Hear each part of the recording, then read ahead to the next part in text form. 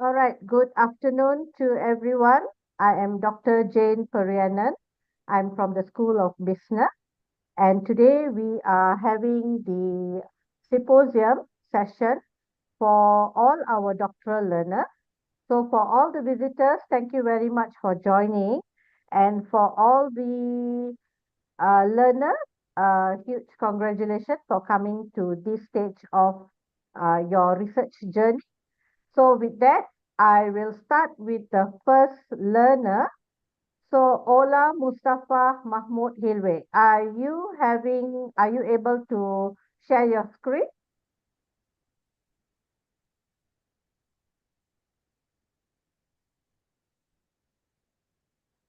Okay, put in PowerPoint presentation. And the rest of you, please switch off your mic.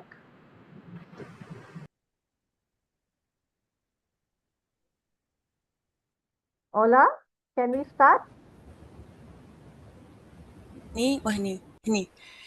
هني.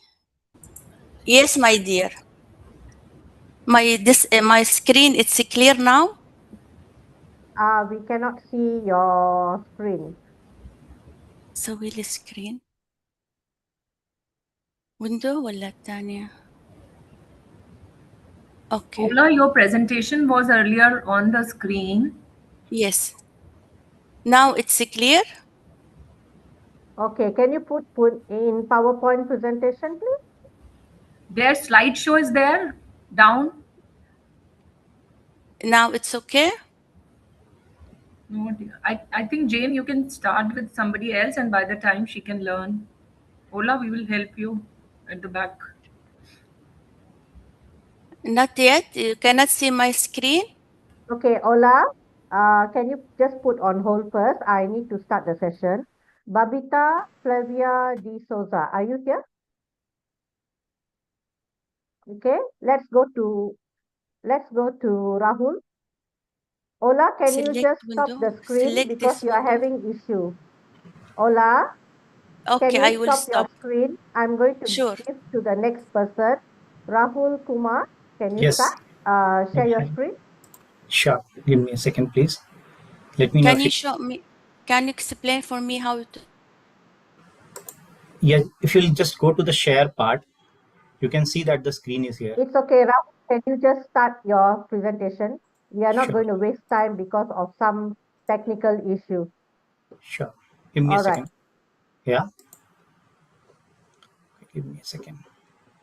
So let me, yeah. Hello, everyone. Thank you for giving me the, Rahul, your PowerPoint presentation is with your notes. sorry, with my notes. I'll have to then represent. Give me a second. What about now? Yes, yes. All right. Is it- Let me introduce you to the session, and I will be sharing with you the timing that you need to do. All right. Okay. So today, right now, we have Rahul Kumar, who will be doing proposal defense. Sorry, Rahul, your screen is still with your notes. Give me a second. Give me a second. I'm really sorry about that. This time it will work, I'm sure.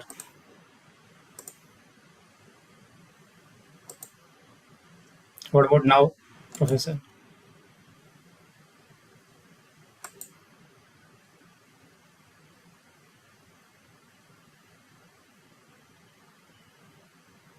Please go ahead. Are you okay with this? Are you ready? Yeah, I think now the screen is coming. Yes. All right. So, Rahul, you are doing your proposal defense. You only have exactly 15 minutes to start your PowerPoint presentation, and I wish you all the best. You Thank can you. start right now. Thank you. I'll be real fast on this. Hello, everyone. Thank you for giving me this opportunity to present my proposal. My name is Rahul, and today I'm going to present my thesis on leveraging diverse shooters as a strategic response to Gen AI and agentic AI disruption. This research is at the intersection of AI-led disruption and corporate strategy and focuses on how large firms should use DivestTutor as a forward-looking tool. The proposal has been supervised by Dr. Rana and Dr. Sabir Sawant. Quick intro about myself. I have close to 20 years of experience in industries across various strategy roles. I'm an MBA from IIM and INSEAD, and currently a senior vice president in Accenture. And I'm also a master black belt in strategy. This is a 3-chapter proposal. Chapter 1 is about the problem. Chapter 2 builds the theoretical foundation. And Chapter 3 presents the methodology and hypothesis. Yeah. So let's go to the introduction. Here's a brief introduction and background of my research. I'm sorry for distributed. Now I can presenting my desktop. You would like to presenting my desktop, Dictora?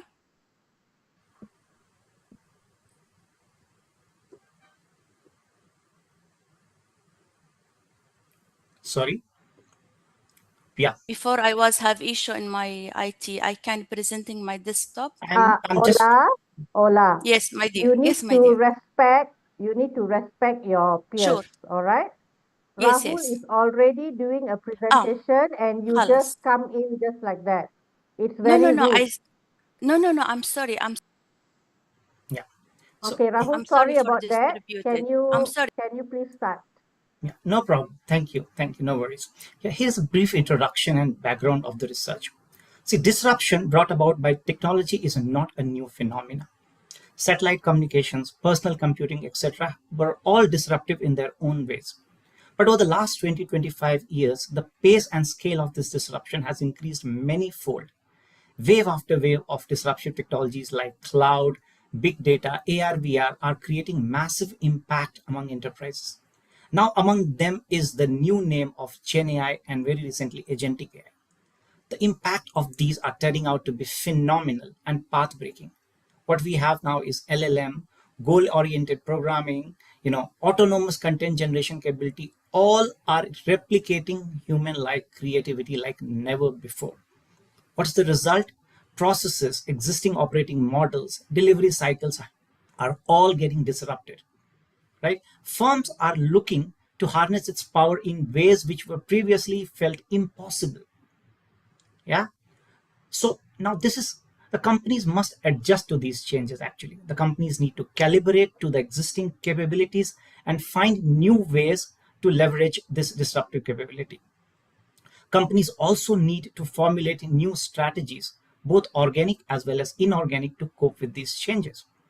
DivestTutor is seen as one of such strategic moves that can, 1, reduce your legacy overburden and can help pivot to new strategic models. Now, having said this is easier said than done.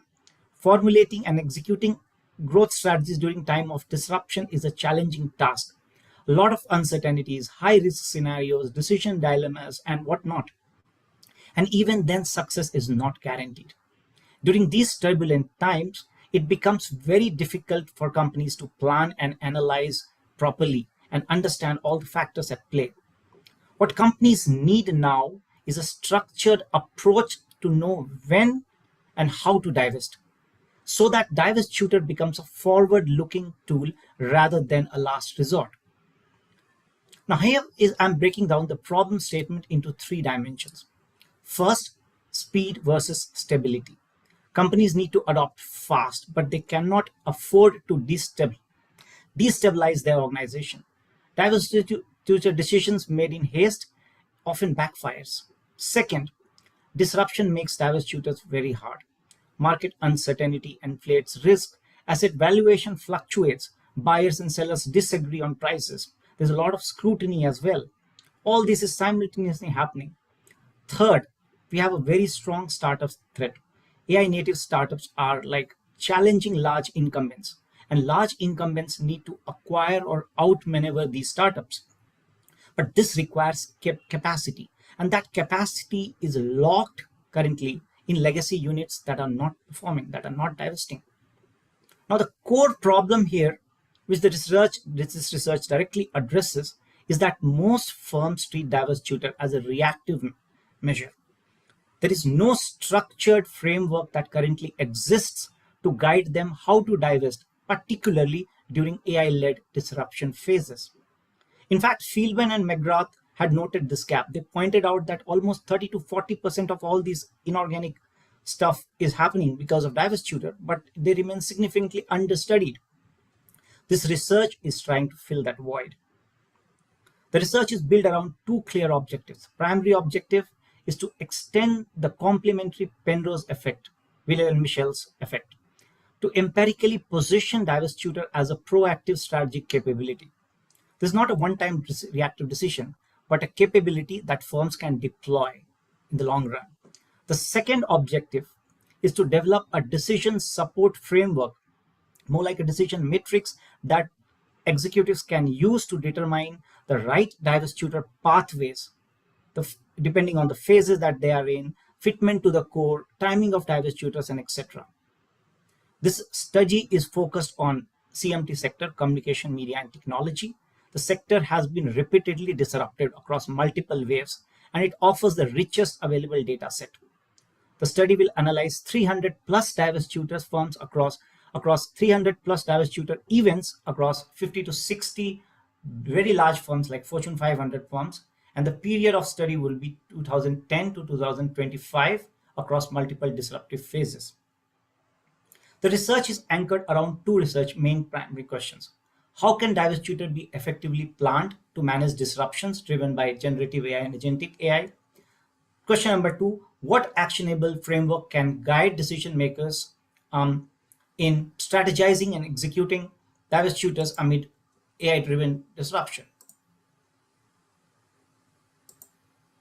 Sorry, what's something just popped up and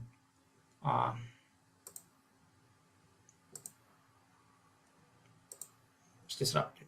Yeah. The following research specific gaps my study is going to fill. Yeah. Gap 1 is the reactive framing. Prior research has consistently positioned divestiture as an outcome failure or financial distress. This study reframes them as an intentional proactive tool. Gap 2 is using static variables. Earlier studies used only the count of divestitures as a variable. They established the phenomena, but the how part and the why part and the when parts were understudied. They did not examine the nature of divestitures. Specifics like fitment to core, dynamic co-predictors like timing of divestitures were significantly understudied. We will fill that gap. Third is a limitation of a single industry or a geography. This study has 50 to 60 global firms, 300 plus divestitures, multiple disruption phases. Fourth is the absence of an actionable framework. Despite all the scholarly outputs, there is not a substantial operating decision tool that can be used by executives. This study is going to get one. And there's a scope for future research is the ethical and human dimension of AI-funded divestitures. Literature review, I'll quickly brush through. There are at least three key themes that is emerging out of this. One is that divestiture, AI disruption is reshaping strategy. We have scholars like Van Dyke, Markovich. They are telling that Gen AI is pushing from product-centric models towards ecosystem-based models. Okay, this is the fundamental shift in how value is created, captured. Then there's a lot of literature that talks about evolution of divestitures. Scholars like Hoskisson and Turk and all those Kaplan, Weisbach, all were saying that divestitures failure, sign of failure. This view is changing now. Modern scholars like Brunetta, Vidal, many others, they are increasingly positioning divestitures as innovative enablers rather than like a reactive measure. What matters most for divestiture success? There's a lot of study on that. Lee and Madhavan's meta-analysis, they talks about like the format, timing, market, and then there are scholars which talk about the conditions under which these divestitures should be studied, like that make even more difficult, like market uncertainty, asset valuations, competitive pressure. These are exactly the same conditions we are studying here. Yeah. It looks like your presentation is have the show note. Sorry.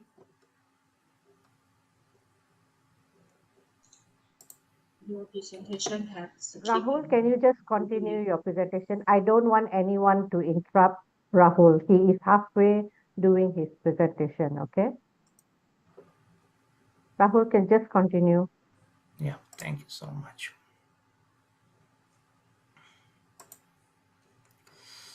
Sorry, I just got distracted. I'll have to share again. My bad. No, it's okay because I don't want anyone to interrupt during a presentation, no matter what the situation. Yeah. Uh, here is the Zoom. Give me a second. It's okay. Just take your time, Rahul. I'm sorry. I'm sorry about that. No, Share. it's okay. No worries. Look, this is not the usual tool that I typically use. I use Teams, but I hope. Yeah, I'm sorry about it. Yeah. So now let me talk about the underpinning theory. Now, this is a very important part. So your presentation is not showing. Not showing. Hold on a second.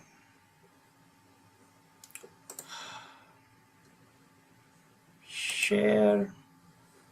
I hope now it's share. this will share full screen. Yeah, and then you Full screen. press the power. Yes, presentation mode. Okay. Yeah. Okay. I'm really sorry Okay. about that. Go ahead.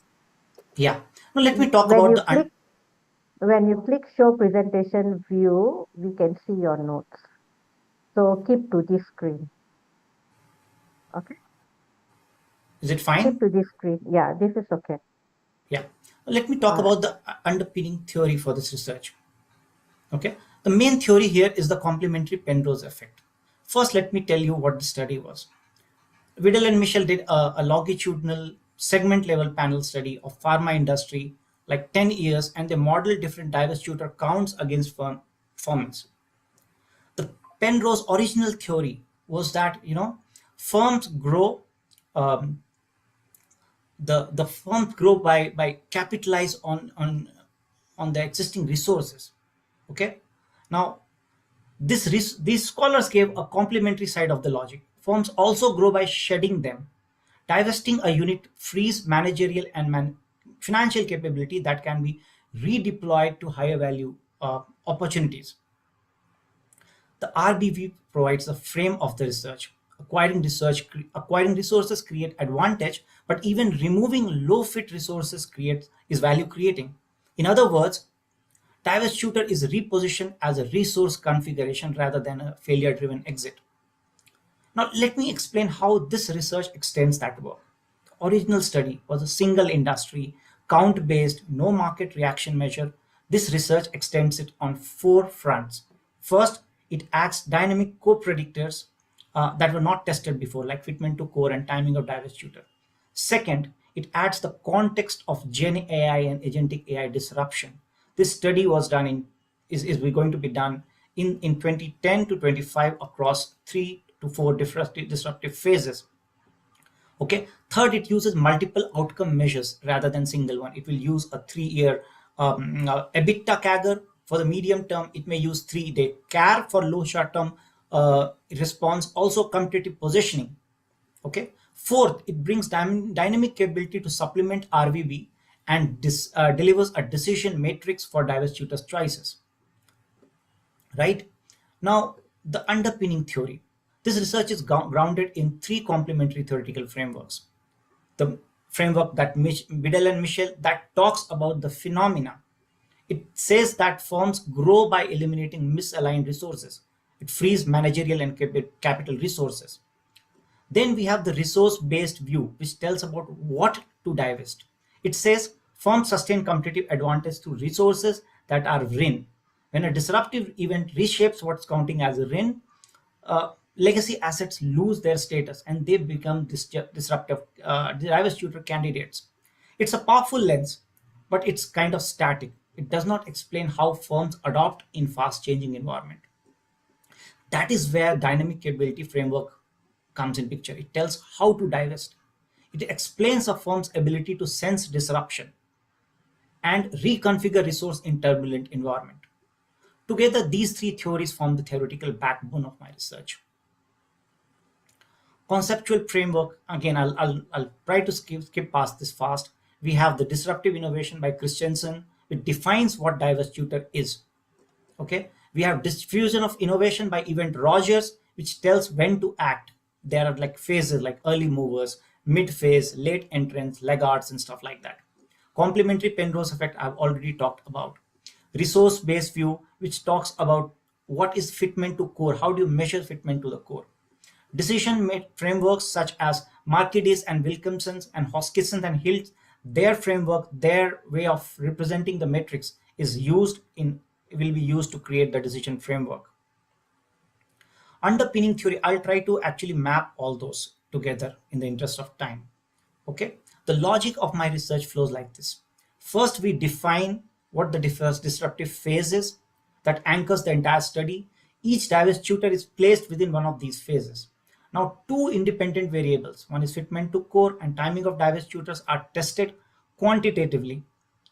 Okay, now that is the what part, which establishes statistically which characteristics are associated with success of diverse tutor. Then comes case studies, which explains the why part, the causal mechanisms and strategic reasoning behind why a particular diverse tutor succeeds. Finally, everything is converged into a decision matrix. Please note that this matrix is a prelim model and we'll be validating and building upon as the empirical work progresses. And all these different theories, again, I'm taking a pause, bringing from there to here. You have Penrose, which is like the foundation of each of these. Diffusion of innovation theory, you have disruptive innovation. Robert Yin's model is used for building case studies. Complementary Penrose effect, which talks about the phenomena. Decision framework I've already talked about. So all the different theories that I talked about is cleanly fitting into my framework and supplementing and kind of helping it grow. Research methodology, again, this is the overall, it's a mixed method, which is like, it uses a mixed method design in which two empirical studies feed into an integrated model building stage. First is the event study, which is the quantitative component. This tests how different diverse tutor characteristics affect post-diverse tutor performance during AI-led disruption.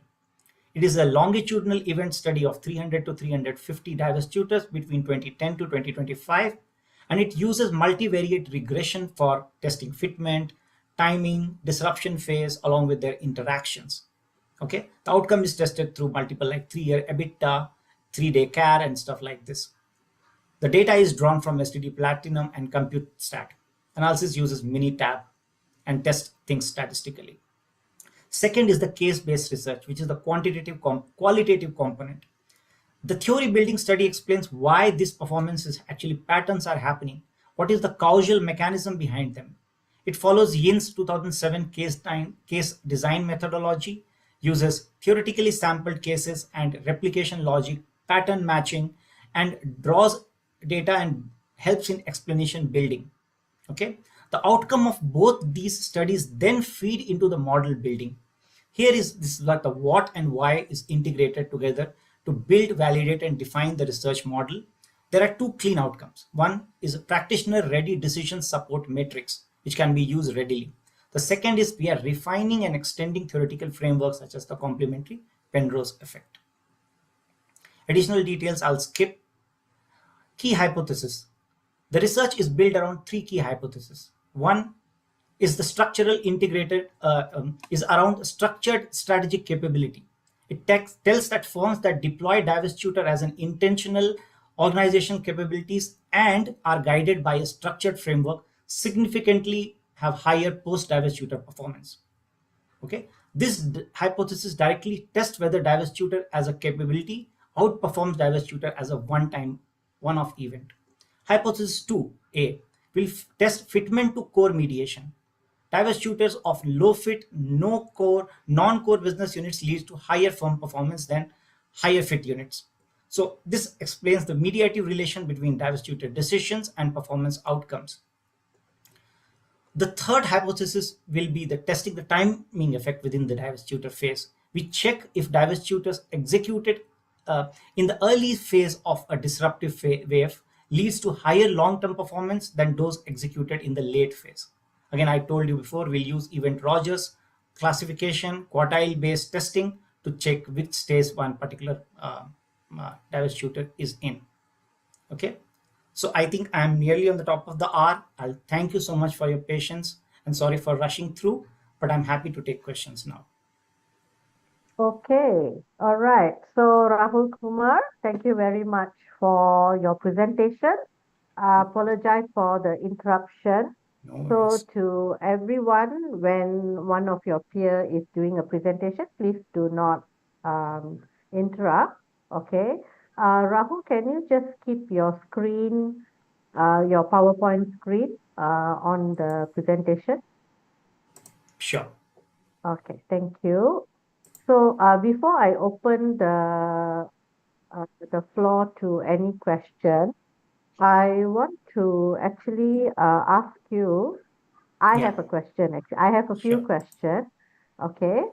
So, would you be able to explain what why did you choose the mixed method? Why not you use only pure quantitative? I just want to understand Very, that for very, your very research. Maybe relevant. can you go to the research methodology screen? Yes. Can you just Ve- explain why that was the decision? Yeah, very good. Look, Professor, the idea is diverse shooter is it's a very unique phenomena. It's not just a data driven decision making. If I study purely from a quantitative perspective, a quantitative perspective, I can say 2 plus 2 is equal to 4. If you find fitment to core, if you find this, you just go ahead and divest. It will not tell you the causal mechanism, and there's a very rich content that is available through case study. Even the past literature is telling, do not treat divestiture as Mm, a dry event just on the back of some data. It doesn't work because contextual factors are so complicated, Professor. And I, as a like the 20 years of practitioners, we have been struggling because if one new factor comes and it completely disrupts it. So you have to look at some of the case-based studies, what went right, what went wrong, where people defied the relevant logic which was given by quant, and things still succeeded. So the causal part, the insights will come if I let go of the case study. My study will be still okay, but the richness and the decision making framework will lack that touch, the strategic touch. So Professor Rana, Professor Sawant, they have been telling us this is like, they have guided me immensely. This is the right way where I marry those two together. Hope this answers the question. excellent defense, Rahul. I also have another question. Can you go to the next slide Sure. just after this? Okay. After this, after this slide. Let me flip through. I think maybe you wanted to do this. Check this. No? No, because in your chapter 3, you should be explaining what are the analysis tool that you want to measure Oh. for your research. Is there a slide there? I think it should be there, but I paraphrased it. It was there in one of the views, but I think Okay, it's, so yeah. okay, Rahul, you have to make sure before you go for your defense, you need to make sure you have it in your slide, okay? Ah, it And is there. you need to Sorry, I'm sorry to explain. interrupt, but I think I have used the analysis tool. What is the data source? How will I measure? Hmm? Maybe I'll paraphrase it properly. I understand it.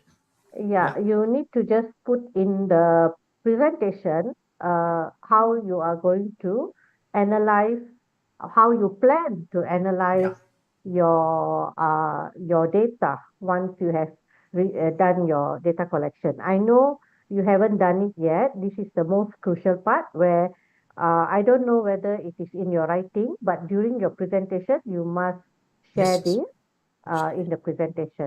It's there in the So writing. the I'll other explain it. Sorry. Go ahead. yeah. So the other thing, there's a lot of things that you didn't explain. What about the sample size? Did I miss I have that? explained. Did Oh, you sorry. This is mention? on the yeah, the sample size. I told you the sample size is 300 to Uh-huh. 350 firms, 350 divestiture events at least across 50 plus global firms, which are like Fortune 500 equivalent. Mm-hmm. There is a 10-year window, 2010 to 2015, Okay. where I'll do this research. I will take the deal value, which is US dollar 100 million and Mm-hmm. above, and then I will exclude the firms which are like regulatory mandated distributors without a strategic rationale. It's all there, yeah, in my writing also. Probably, because in the interest I would have skipped both, but I can explain everything. What is the time window? What is the premise? What is the tool that I'm using? Everything is documented, because my professor is very strict. I think he's Okay, what giving me about the qualitative? You just answer my question. What about the qualitative? the qualitative. Uh, Yeah. what tool, what analysis tool are you going to use? Are you The planning to qualitative use? I'm going to use, which is called as the Yin's 2007 model. It's an actually published paper on how a Mm-hmm. case study is being used. It has like 4 different components, professor. Okay, the Okay, Yin's all right. framework. That's, yeah. Okay, okay. Rahul, during the presentation, it will be very clean if you don't put everything in one screen. You just separate it, meaning, okay, sample size for quantitative is how much, then you can explain. Qualitative is how much you explain. And then, you do it in both because you are doing a mixed method. It's just an advice you discuss with your supervisor because it's more cleaner. I understand that you have all that in writing and you are in this stage because that is already approved. But for the purpose of the presentation and for your defense, it would be good if you bring it out in a clear manner. That's the Understood. advice that I would like to give you. Okay? Got it. So good. I would like to open this session to anyone who would like to ask any question to Rahul or give any comments. I'm Ramchandran. Can I speak? Yes, yes. I think in the hypothesis area, it is better to put it as this is the null hypothesis which is going to get rejected. It is stated as hypothesis. It Yeah, is better to present it as this is the null hypothesis which is going to get rejected. fair point. It's Thank there you. in the main body, in the interest of like You I have given think. the hypothesis, but whether it is an alternate hypothesis or the null hypothesis is not known. So it is better to present it that way. This is null Fair hypothesis or point. this is alternate hypothesis. Fair. Thank you. Thank you, Mr. Ramachandran. Anyone else who would like to ask any question? Okay, so if none, all right, Rahul, I wish you all the best for your defense. So next person, Ola, are you able to share your screen? Yes, my dear, I am able. Thank you for you. Thank you for this opportunity.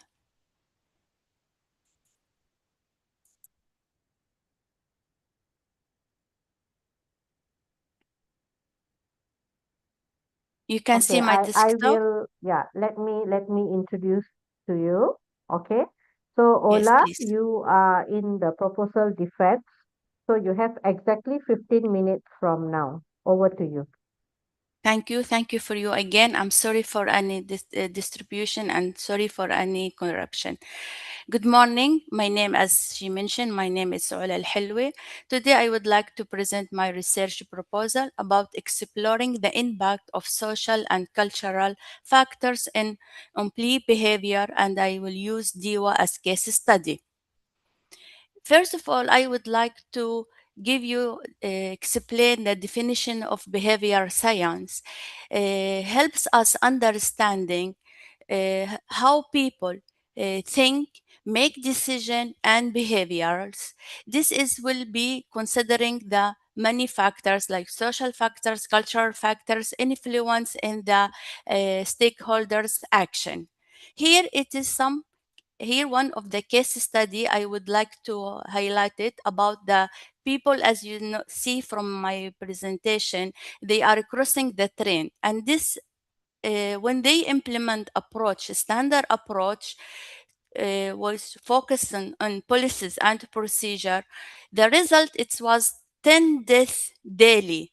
So they implement another approach. It is called people-centered approach. This approach is focused on explore what people really need and want, understanding why they behavior the way they do.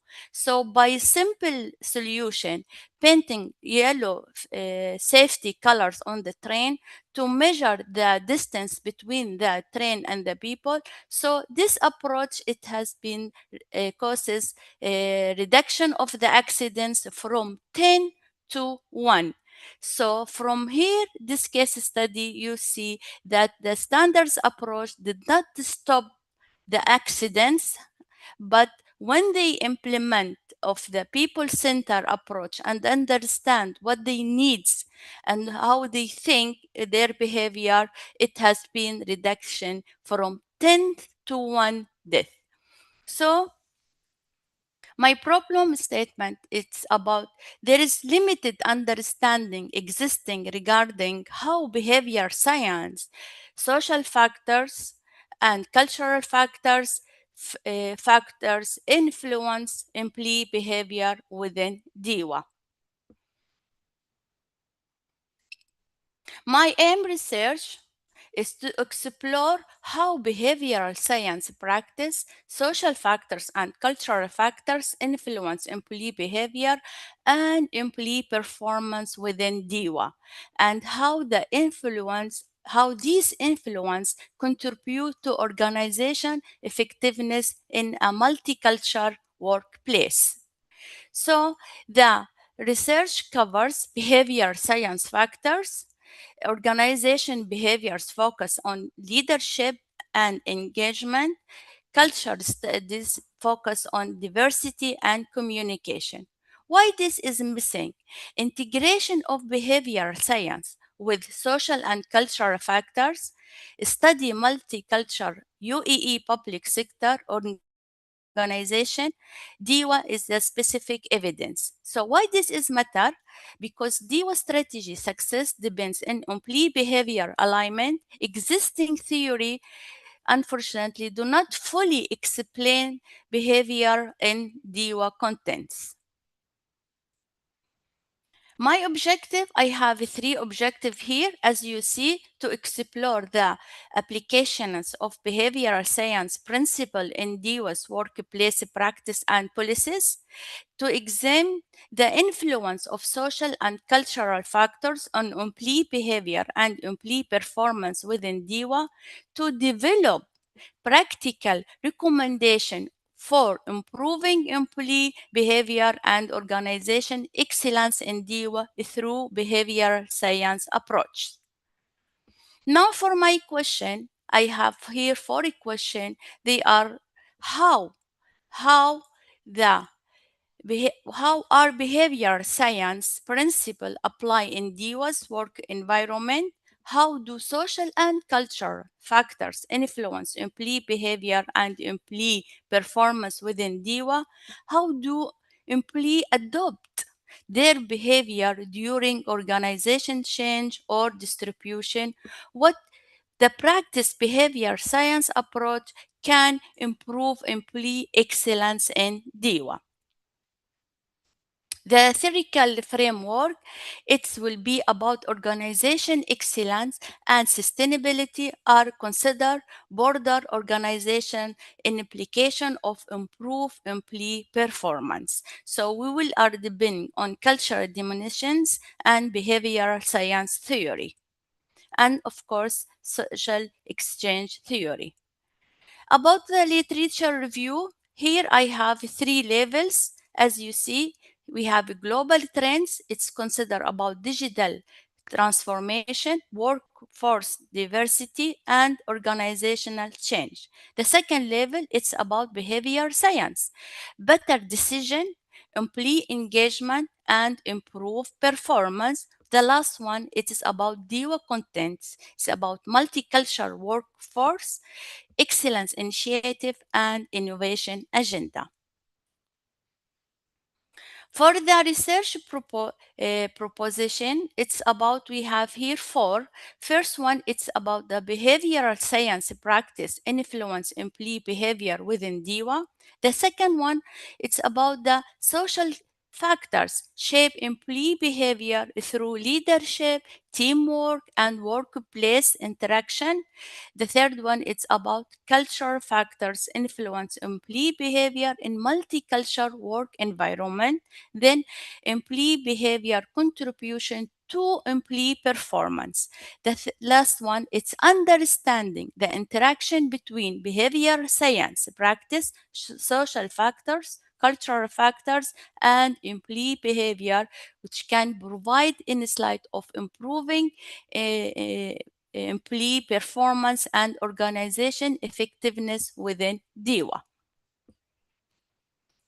About the conceptual of the framework, here about the framework between the relationship behavioral science practice, social factors, and cultural factors, and employee outcome within DIWA is to provide the structure from organization income, employee behavior, and organization outcomes.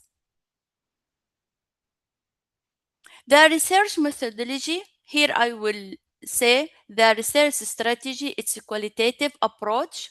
The case study, as I mentioned, will be in DIWA. The research philosophy, it will be interruptives.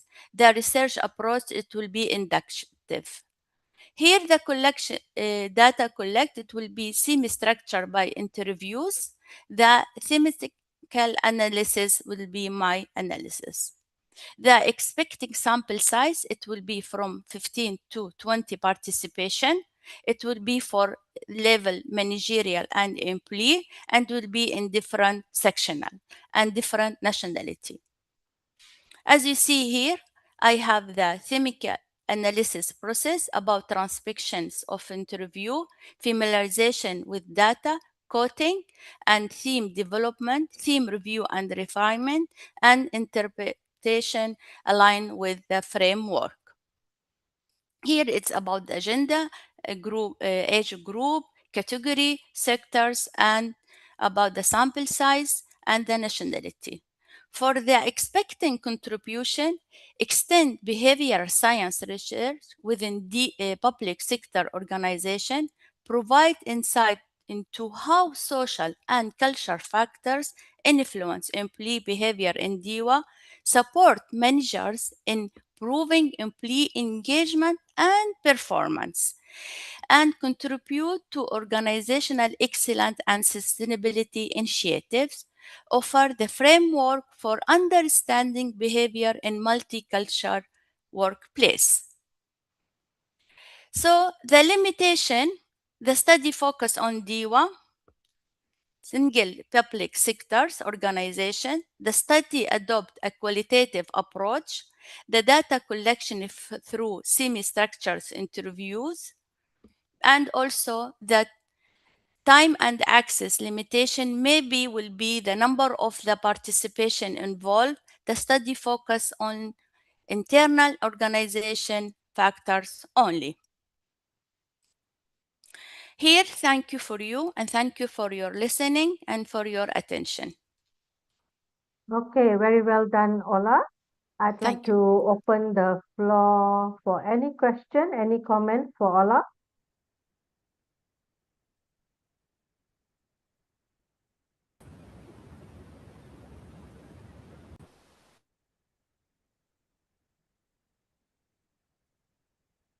Anyone have any comments, any questions?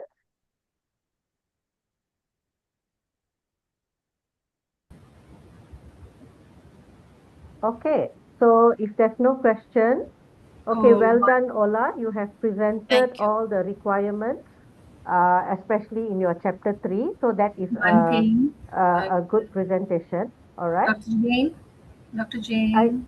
Yes, Dr. Sharmitra, you have a question? Yeah. No, not question. I don't know. Maybe I would have missed also. Hi, Ola. Hi, my dear. How are you? Good Thank presentation. you. Thank you. Deva is, what is the full form of Deva? Dubai Yes, thank Electricity?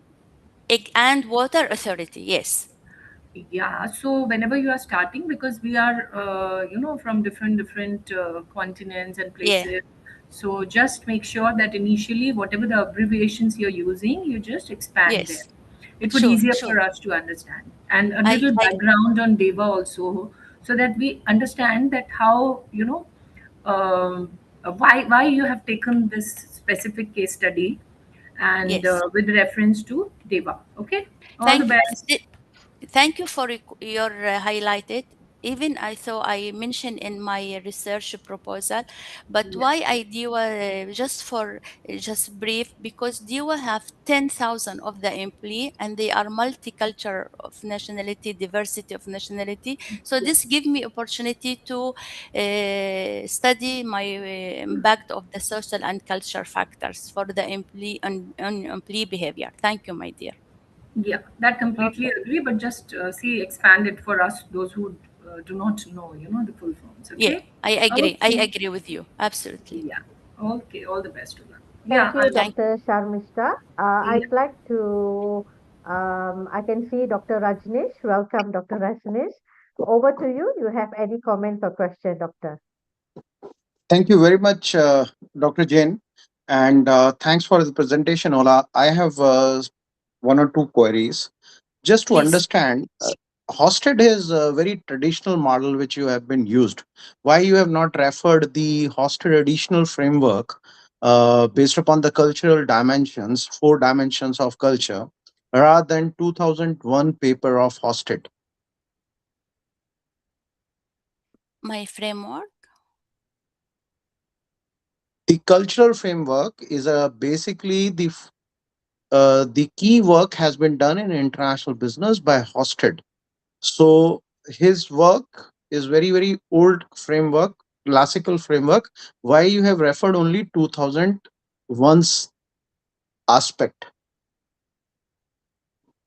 Actually, I did not get you. Can you please more explain Okay. what Go to exactly? your Please. very simple Mm. question was there. I reframe for you. Go to the Hosted model used in the cultural dimensions of your PowerPoint. The conceptual of framework.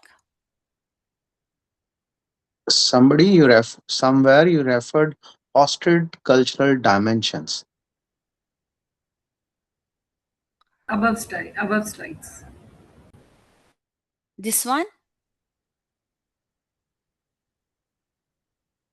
You mean this one, my dear? Go up a little bit.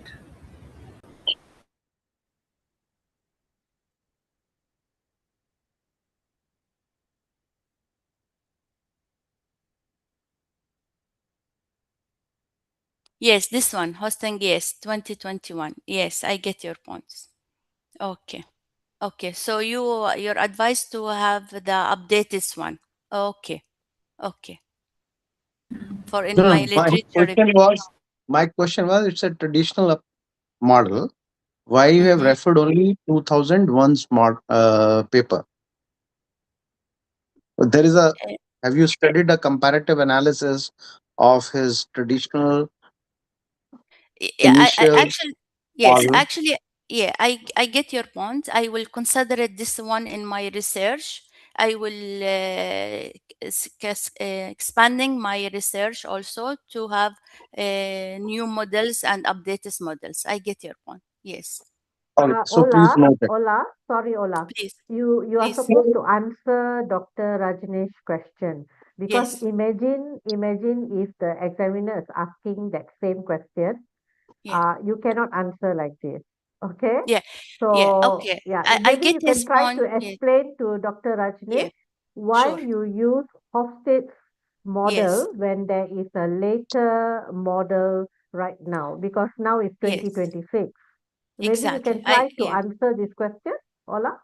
Yes, sure. I can just give him. Yani, I can explain. Actually, to be honest, in the for the behavior science, when I searched about it, it was limited study about. There is about theory about the study, because the behavior science. This is approach is of the people centers approach. This is not new, but it's not familiar.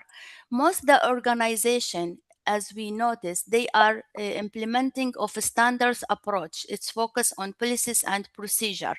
But the other approach is about the people-centered approach. There is limited, to be honest with you. Ola, please Mm, read more because hosted model was given way back in 1980s.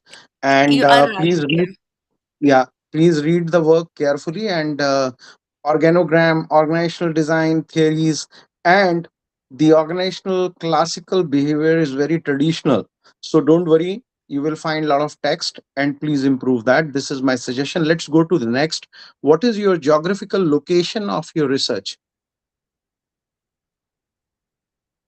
So, in which Geography. geography you have carried out or you are planning to carry out your research? So my plan is, first of all, it is in UAE. Okay, in UAE. And there is Yes, somewhere you wrote, United Arab Emirates. Yes. got it, I understood. So, there is a planogram you have given, the kind of respondents. So, you have picked up respondents. You are planning to pick up respondent because this is going to be future aspect from multi cultural uh, places. So, how you are going to approach the respondent? So you said Mm. few respondents, seven respondents from India, seven from Pakistan, then Egypt, so and so forth. So how you are going to approach them? Yes, you mean the group, the nationality of the groups which I selected, right? Correct, correct, correct. Yes. In my workplace, I have the ability for communication with this multi nationality by But don't you interview think, them. yeah, Ola, don't you think when you are trying to pick up the respondents from your own workplace, it is going to invite biases in your research? If you take it in this way, yes, you are right. But in No, other it's not hands, my.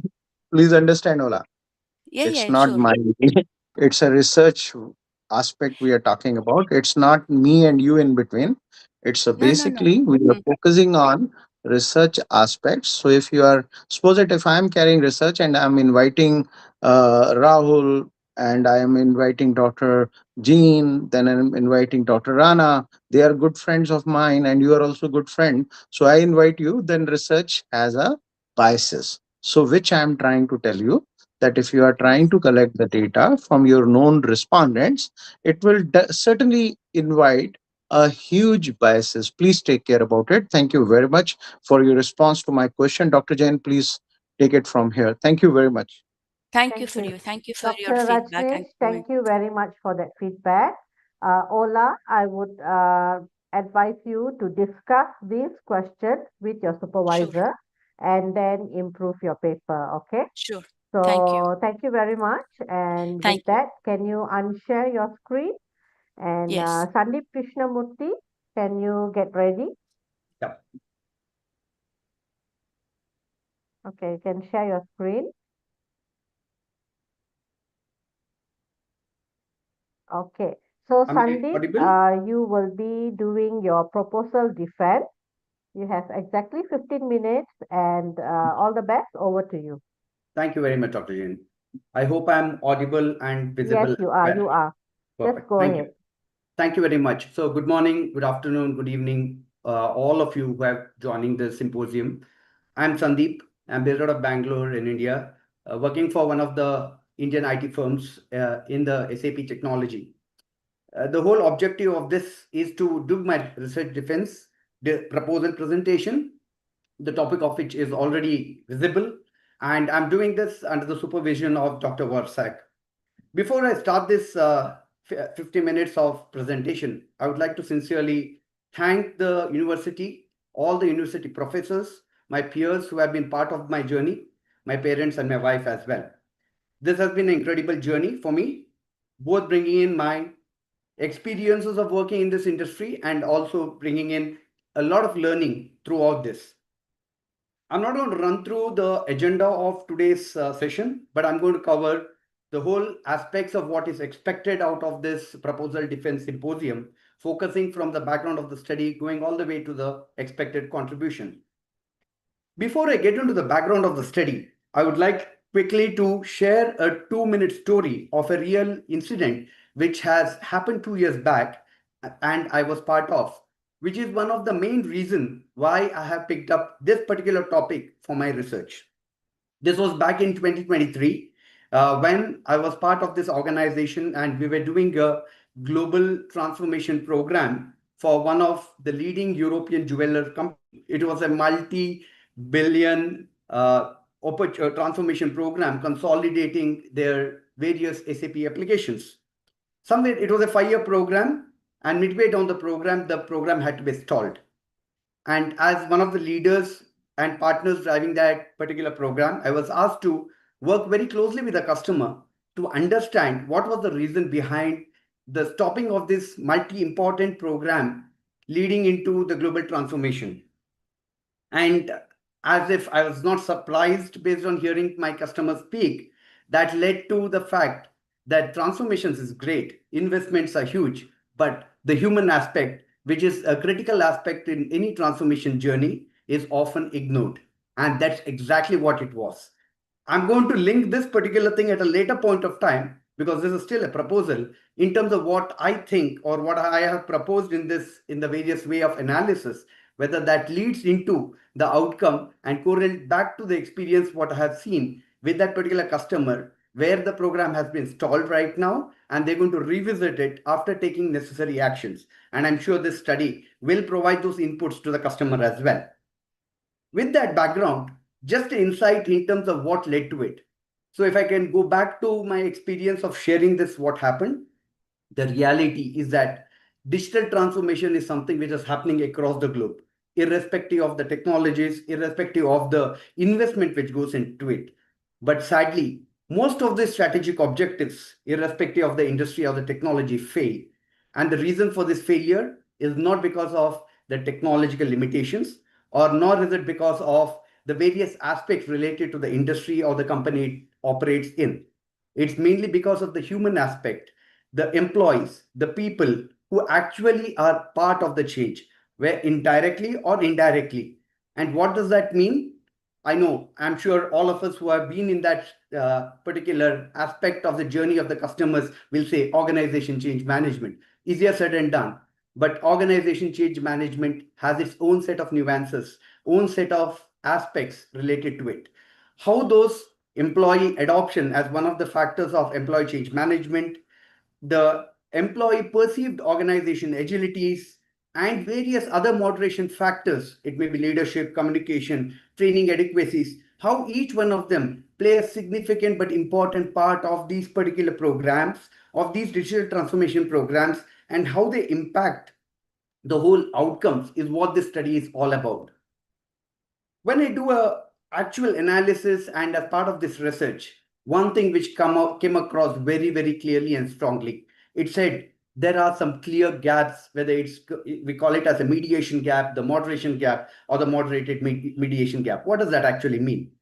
Let me quickly go with one of them, the mediation gap. We all know organization change management is related to employee perceived organization agility. What does that mean?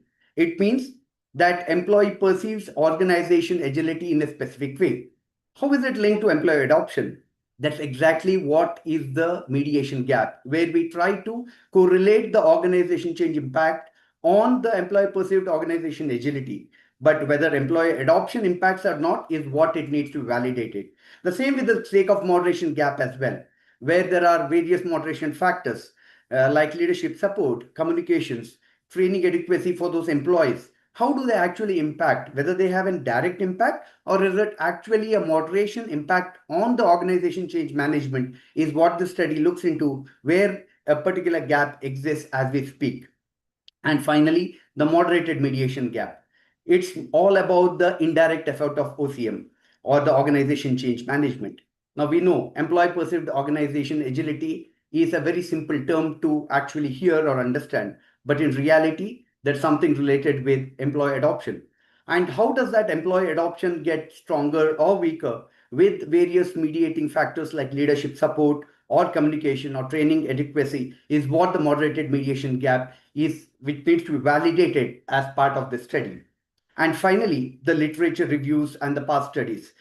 In the coming section, you would look into the various literature reviews which exist, goes back to 1997 all the way to 2025. Many literature reviews and studies exist about organization change management. They talk about agilities, they talk about the employee adoption factor, they talk about various things related to usefulness of technology and perceived usage, which we call it as the technology acceptance model, which is an important aspect of my review as well.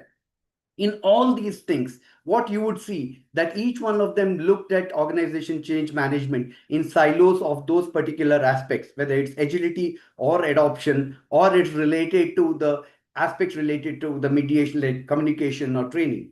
No one has actually gone ahead and tried to look everything from a holistic point by indirectly integrating the entire literature's aspects and having an integrated moderation mediated framework, which is exactly what my study focuses on, trying to bring all of them together, integrate them and validate them, and look at it from an organization change management by validating its direct, indirect impacts as well. So if I look at change management now, there are two aspects to it. There's a theoretical aspect, which I talked about. There's also a practical aspect. Now, that is where the change management balances out. The theoretical aspects, in terms of everyone knows, organization change management impacts digital transformation successes or failures. But how does it impact? When does it impact is something which no one has able to validate or confirm so far. There's a big gap in understanding how the organization change management is impacted by employee perceived organization agility, and how is the employee adoption, or what is the role of employee adoption in the whole process.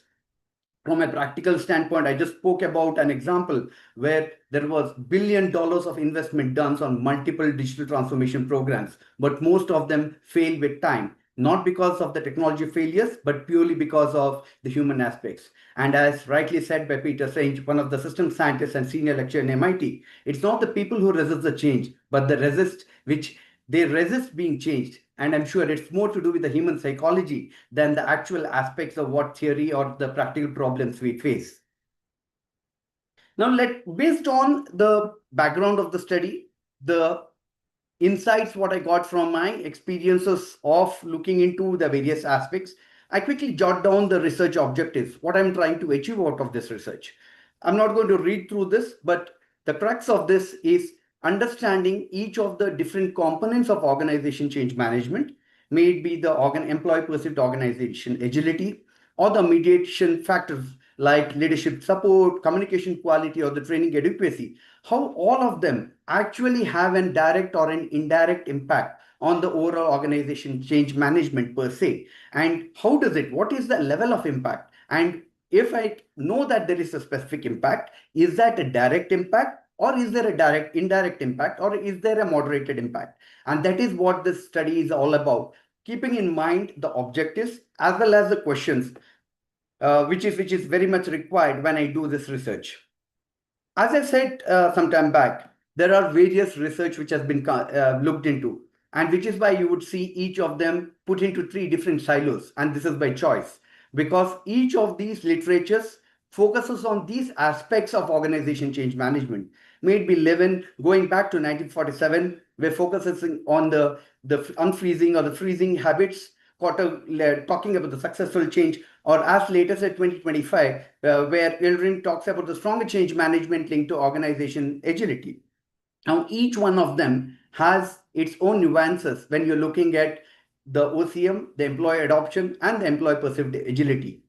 The challenge is to pick up the things which is required from each of these reviews, understand where the gap exists, and try to integrate them into one single framework, as I said, the moderated mediation framework, and look at holistically how they impact from an organization change perspective is exactly what I have done as part of my literature reviews as well.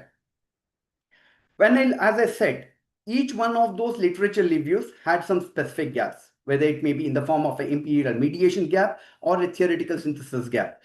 Again, just dwelling about a fact in terms of how OCM and organization agility, people in the literature reviews perceive that they have a direct impact, which may not be the case. While there may be studies done, which may be true, but when you're looking at from an employee adoption perspective, and you bring in various other mediator factors like leadership, communication, quality, and training, things start looking differently, which is why having to look at all the aspects and then try to have an integrated framework, looking at the bigger objective of organization change management and its impact on digital transformation initiatives which organizations undertake becomes extremely critical as part of the research, and which is exactly what I have tried to do, or rather proposed to do. Now, when we're doing it, we have this conceptual framework. As I said, I built in this conceptual framework looking into all the aspects. And each one of them had a link to a specific literature review, as I said. May it be the practices from an employee adoption perspective, or going way all the way from a moderation mediation when you talk about then employee perceived organization agility through the lens of an employee adoption. You would see a first stage moderation when it comes to the various mediation factors. And the reason is that theoretically it is observed that all these mediation factors have an impact on an employee adoption, and employee adoption in turn has an impact. And usually once these aspects are taken care, it is found that the employee adoption is little stable, which is why the first stage moderation takes care of the initial H4 to H5C, H5A to H5C, and the later part of the hypothesis focuses on the employee perceived organization agility and its impact on organization change management through the lens of the employee adoption. Now, when you look at this conceptual framework and put in an hypothesis model, you would see that each one of them, the OCM practices, which is an independent variable having a big impact on the digital transformation initiatives, and the employee adoption, which is an important mediator being influenced by moderators like leadership support or communication quality or training adequacy, and employee perceived organization agility, which is a direct impact on OCM. Now, validating these things becomes extremely critical because some of them have a direct impact, like the point what I mentioned about employee perceived organization agility, or in the form of moderators like your H5A or H5C, which is the first stage moderation, which I spoke about, and the H6A and H6C focusing on the employee perceived organization agility through the employee adoption lens. Once we have this hypothesis model and the framework, the next step logically was to find out or analyze what would be the right methodology which needs to be adopted. And as we all know, we had the qualitative, the quantitative, and the mixed methods available. But again, the research objective is focusing on building that relationship, testing that relationship, and not creating a theory. It's more about testing, which is why the best method or methodology identified for this study was focused on exploratory quantitative cross-sectional research design, focusing on specific organizations and its employees who are going through these digital transformation initiatives.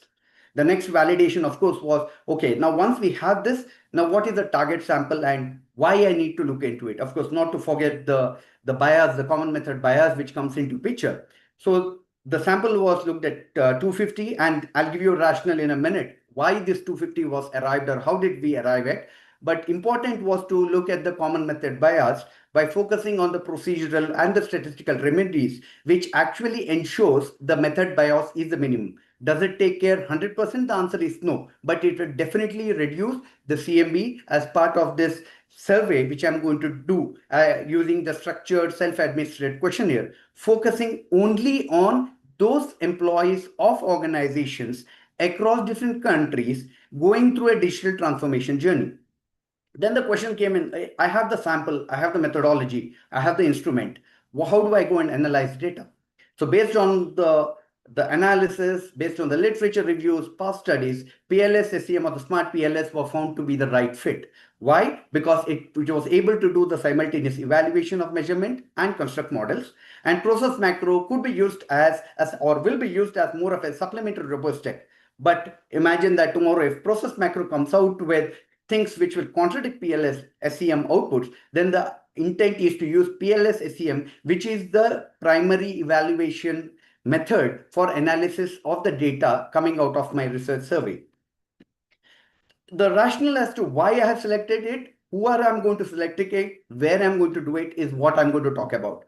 As I said earlier, the intent here is to focus on those employees who are going through a digital transformation program across regions, which is why I'm not confined myself to a particular country, because this is more generic here. And culturally, I personally feel, based on the experience and the literature surveys on the studies what I've done, you can keep it general. And it also opens up an opportunity for future research as well, if they want to use this integrated framework or the study as the basis to go do a country specific or an organization specific or an industry specific research in future. Then the question was, how would be the sampling technique? The sampling technique is purely based on the non-probability purposive sampling, which is focusing on only those people of those organizations going through digital transformation programs and across different levels. How do I have those insights? Is based on my network and having done and being part of that initiatives across different organizations, across industries, across the globe. And the rationale for the sample size of 350, which I mentioned, is purely based on the PLS SEM guidelines, the previous studies on similar kind of topics, and of course, not to forget the common method bias mitigation, because when I say 250, will all the 250 come and respond to my survey? Maybe not. There may be dropouts. So even if I come closer to 200, that would be a good number for me to do a PLS SEM analysis, giving me a right direction to build that relationship. And as I said, the rationale of why PLS-SEM is purely because of the structural path and the measurement models, and not to forget the statistical power which this particular tool does in handling non-normal distributions, and also along with bootstrap confidence intervals, also based on what studies of similar kind of nature have been done in the past. With this, the next step was, how do I go and structure my research? It's about doing it in 3 phases across around a 12-week period. The first phase, focusing on the cleaning of the data of the survey, ensuring normality and the lack of bias as much as possible. Phase 2 is all about doing the PLS SEM analysis using the various AV, HT, MHT ratios and the convergent validity, specifically focusing on the PLS SEM requirements. And then last but not the least is to test that relationship, to build that relationship based on the hypothesis in terms of the direct, indirect, which is focusing on the mediation, moderated, and the moderated mediation gap, specifically focusing on that relationship which I have called out in my hypothesis previously, and process macro, which is used for robustness check only. Once this is done, and the study is, I'm sure the question would come in, how will it actually help the research contributions? Now, again, we'll have to look the whole research in 2 important aspects. One, as I said, from a theoretical perspective, and the second one is more from a practical point of view. While the theoretical contributions, as I said, there are technology acceptance model based on the usefulness of use and perceived usefulness of use of the technology, and of course the DCF, which my friend or my peer spoke about initially. But what does it do? We need, as I said earlier, to integrate this. It will help us to look at holistically how the organization change management gets evolved for organizations. And not to forget the various boundary condition identification in terms of the various mediators, which will have an impact on the overall organization change management. From a practical point of view, it will definitely, I propose that it will give I expect this particular research to provide a concrete blueprint to organizations, which will help them to identify where and how much investments has to be done in those areas, which will help them to reduce the probability of digital transformation failures when they undertake. Right now, it is blinded. Just say that organization change management is important, but what within organization change management, how much investment needs to be done, why it needs to be done, is what it's going to help not only the leadership, but also the various people who are part of this entire digital transformation initiatives, considering the huge investment which goes into such kind of programs. Last but not the least are the expected outcomes and the limitations and the next steps. I expect this particular research help all the researchers, future researchers, and myself as well, to provide a strong or direct association of employee perceived organization agility on the organization change management outcomes, and tell them what is the kind of impact, what is the level of impact, and how all the mediators like leadership support or training adequacy, communication actually helps in driving a significant important aspect from an effect point of view for the employee perceived organization agility, and also through the employee adoption, because that's very important. Employee adoption is the key here, which is the mediator, but the employee perceived organization agility is always the factor which gets impacted through the various mediators which I spoke about. The limitations, as I said, is more on the cross-sectional constraints, focusing on a thing at that particular time, and it will help me to, it probably will have an ability to reduce to make any direct causal claims. There can be biases, although I have structural and statistical ways of reducing it, but does that make it foolproof? The answer is no. The non-probability sampling is that I still rely on people who actually have gone through the process or going through the process. But what happens is that in reality, there are certain ways the organization look at these things, and they have their different performance measures. They call it as business KPIs to validate the success of the transformation initiatives or digital transformation initiatives. So this particular research does not focus on those business KPIs, which can also be one of the limitations.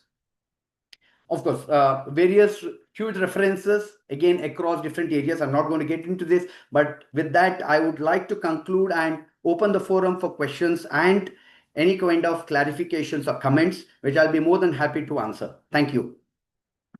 Okay, so thank you, Sandeep, for that detailed presentation. I want to give a comment. You have exceeded 8 minutes. So for preparation of your defense, please practice your time. No need to tell about the background story that is already in your paper. So keep precisely to your chapter 1, 2, and 3. Okay. So good presentation, good topic. I like it very much. I like the way you present it, very clear, very detailed. Good on that. So I am going to open the floor for any question, any comment from anyone.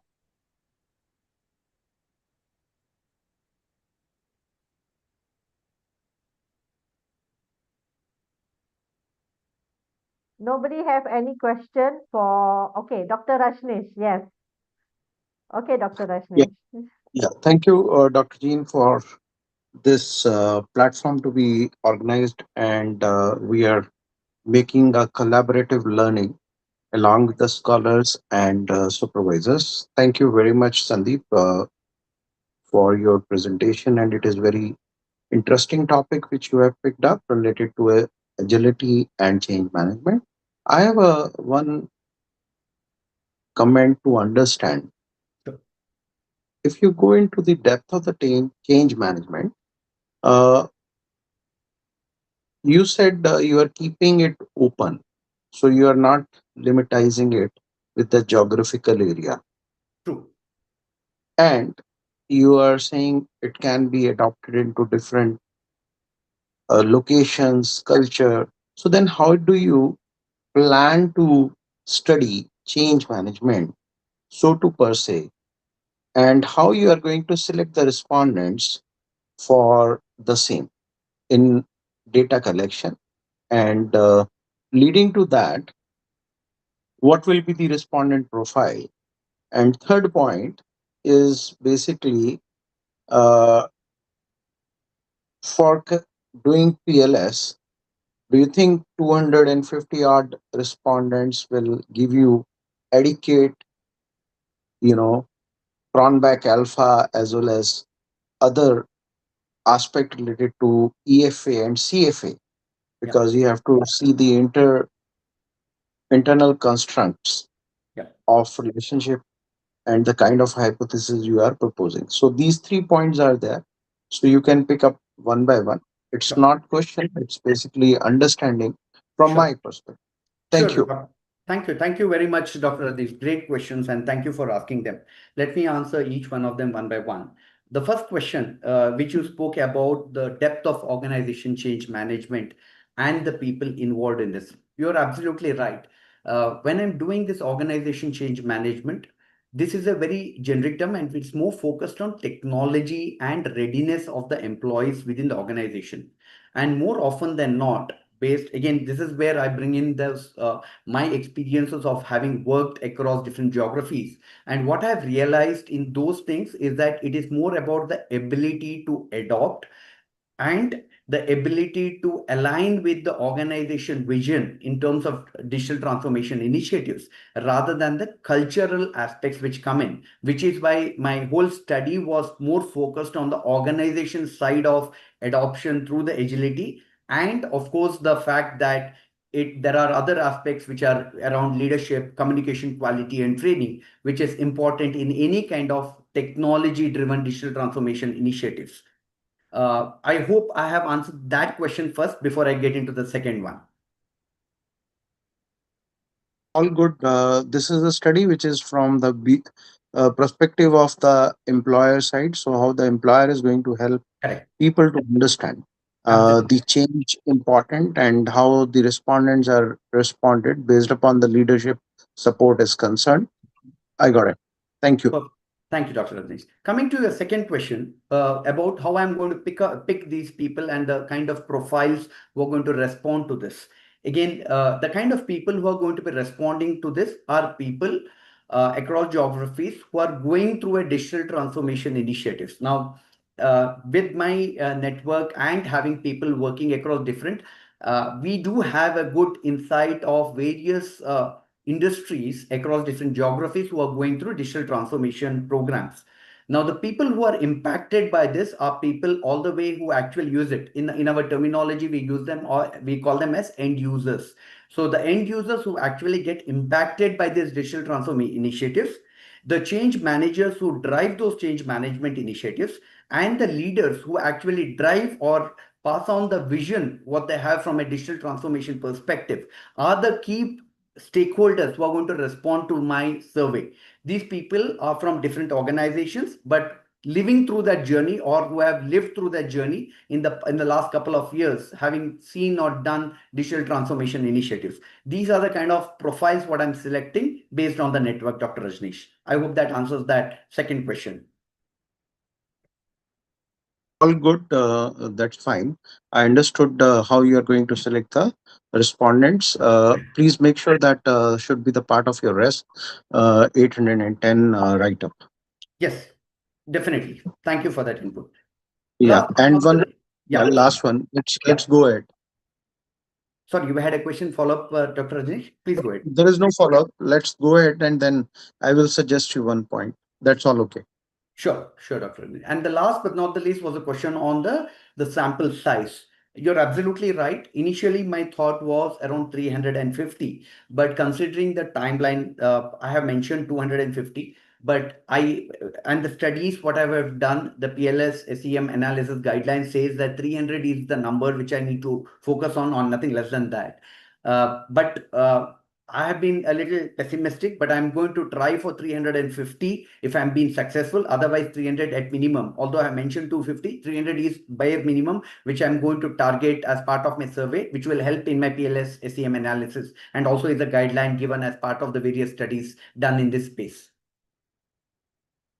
Yeah, all good. I just want to suggest you one point. Sure, So when Dr. you are talking about change framework, try Yeah, to study if you have not studied Edgar model, yeah, ADKAR model, yes, and Carter 8 steps change model. If you have included in the rest, because we have not seen your rest, because it is not in your research presentation. So that is why I'm highlighting these models are going to help you out.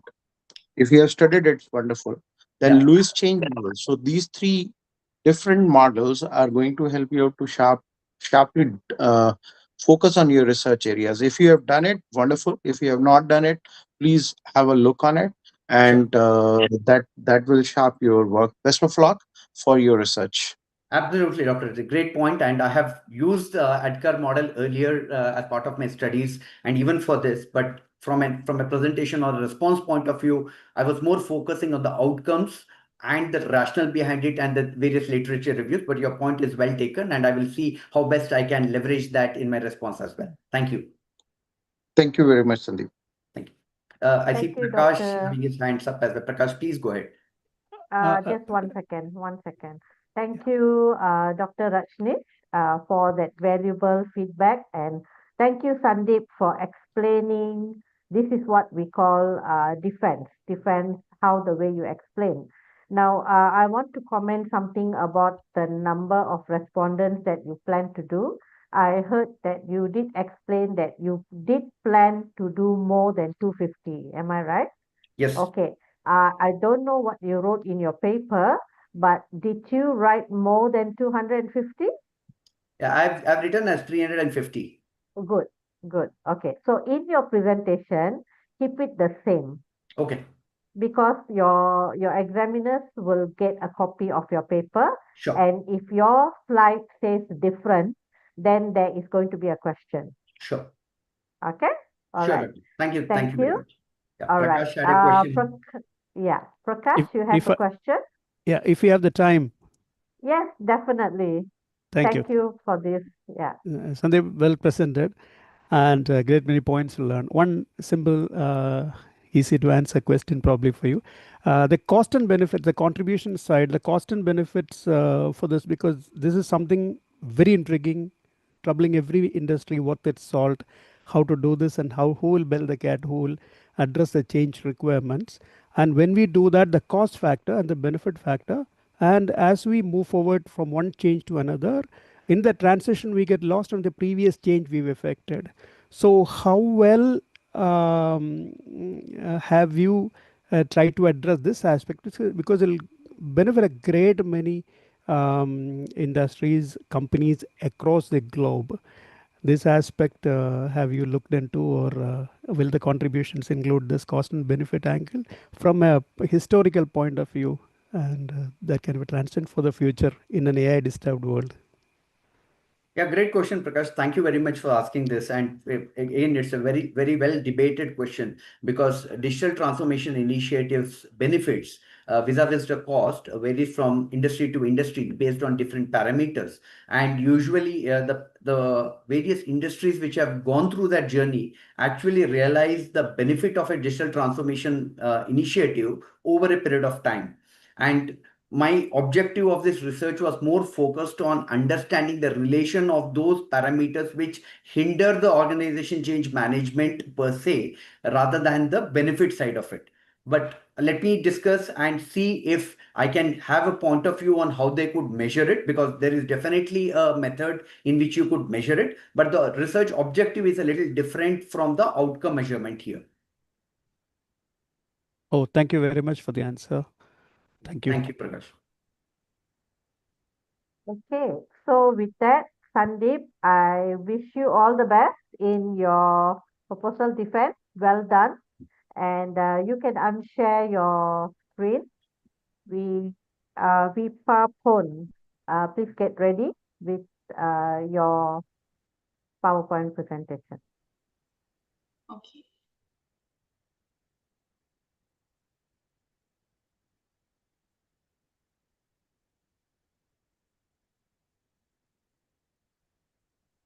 So, Vipapon, you are doing your Viva workspace. Congratulations for coming to this stage of your research journey. So, you will have 25 minutes to do this presentation. Whenever you are ready, you can start. But I can see a small another section in your presentation is blocking your PPT. Can you minimize this? Yeah.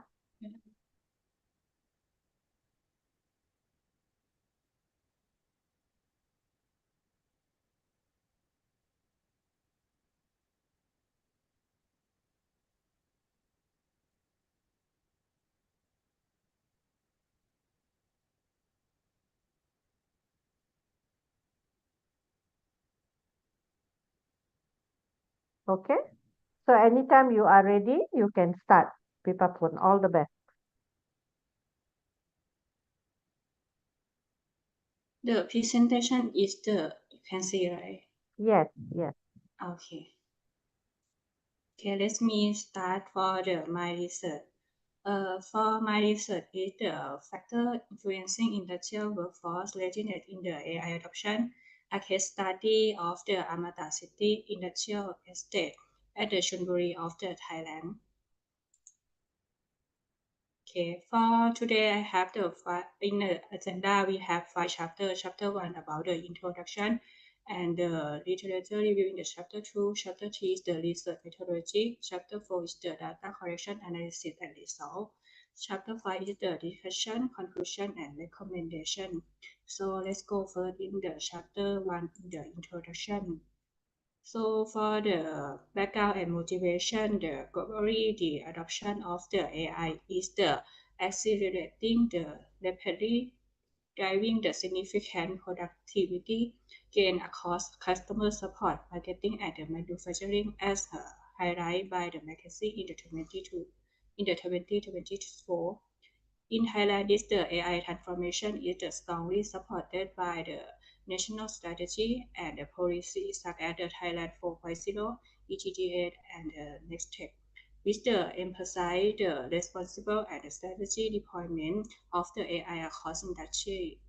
To understand the individual adoption key, the psychological factor come into play.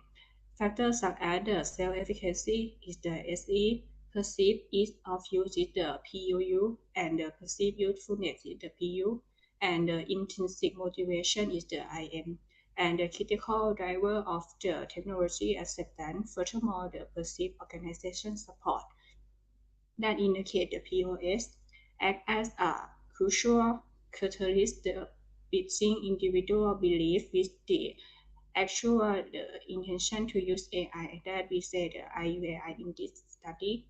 However, in the practical setting, like the Amata City Industrial Estate, AI adoption remain uneven. We observe a clear gap between the tech-savvy and tech-limited employee.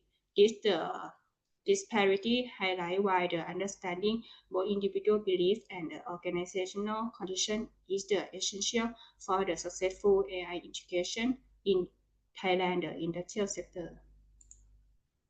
This is the moving on to the problem statement that although the national supporting policy are actively in place, the actual uptake of the AI among Thai workers remain mixed and inconsistent.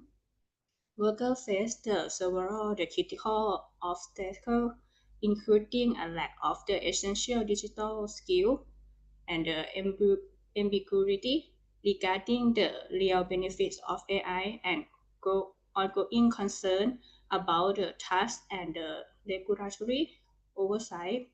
While the recent of the research in the Thailand has addressed key acceptance factors like self-efficacy, SE, perceived each of use is the PEOU, perceived usefulness PU, and intrinsic motivation IM.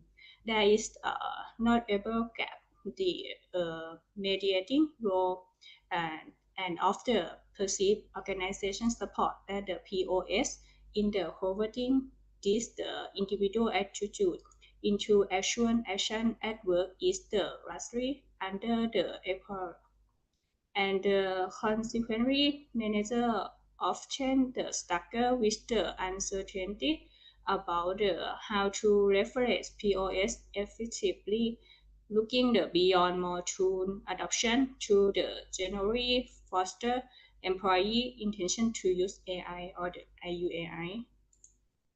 For the research objective that we have 5 for this study, first is to examine the exchange to with the individual factor, specifically in the SE, PUU, PU, and IM, predict the employee intention to use AI.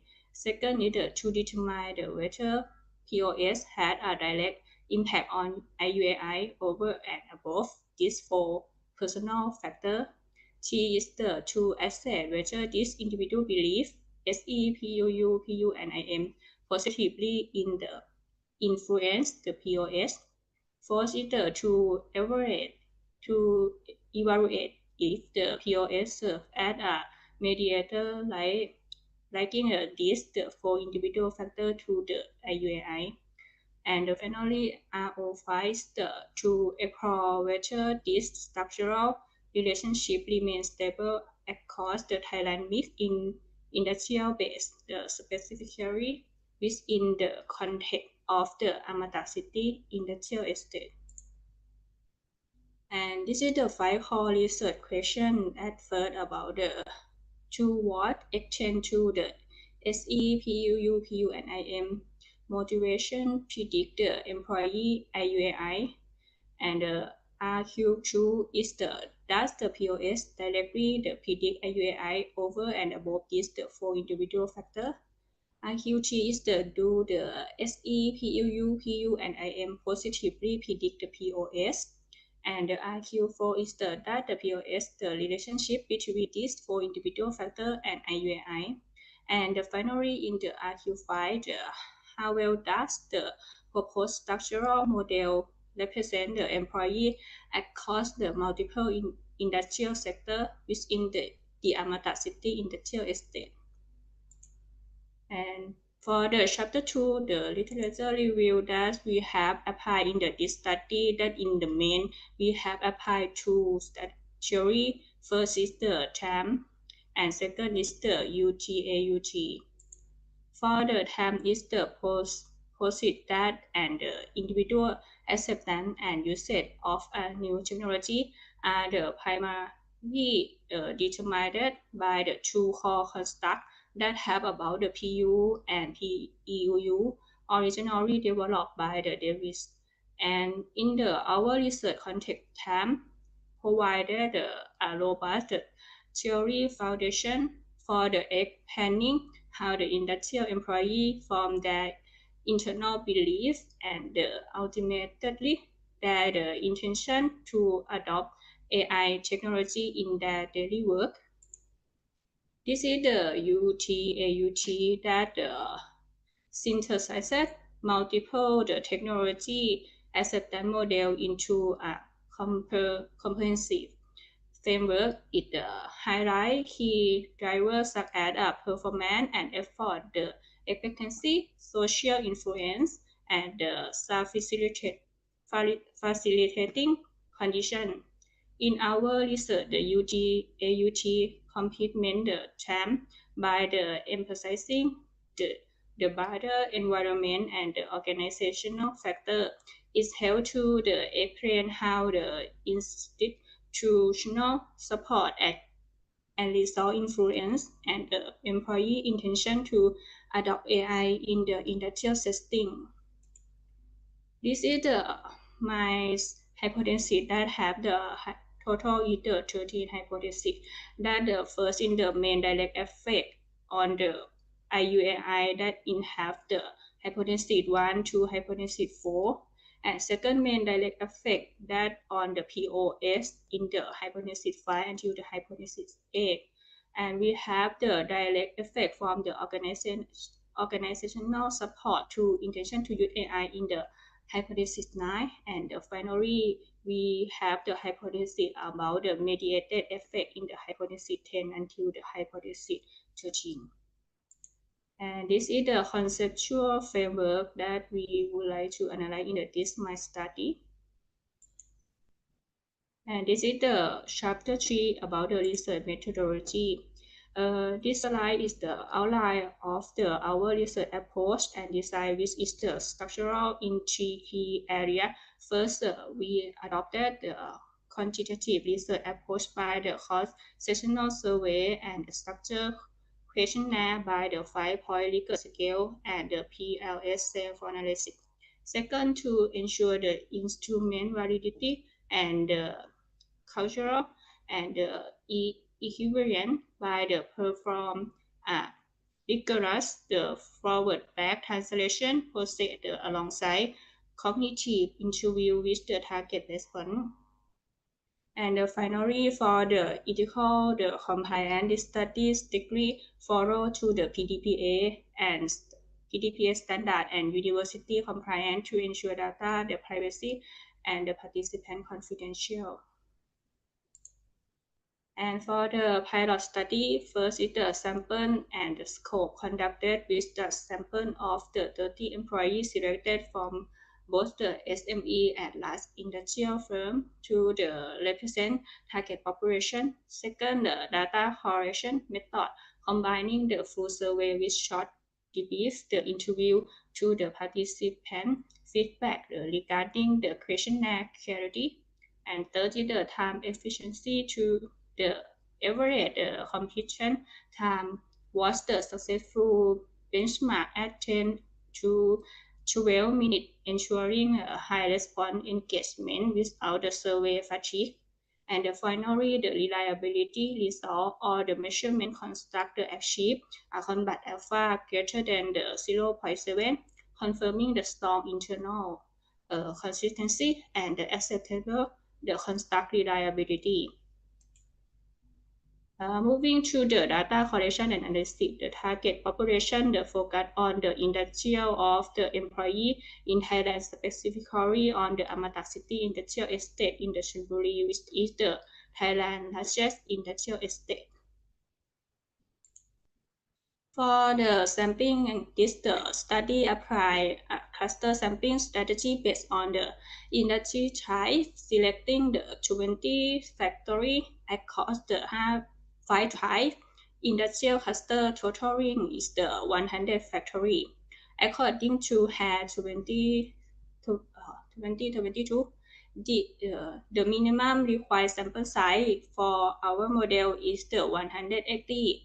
However, to ensure the higher precision and the robust statistical power, use the target 200 participants. We collect data from the 2 employees per factory to achieve our target sample size for the 200 response. And analysis data use the PLS SEM to test.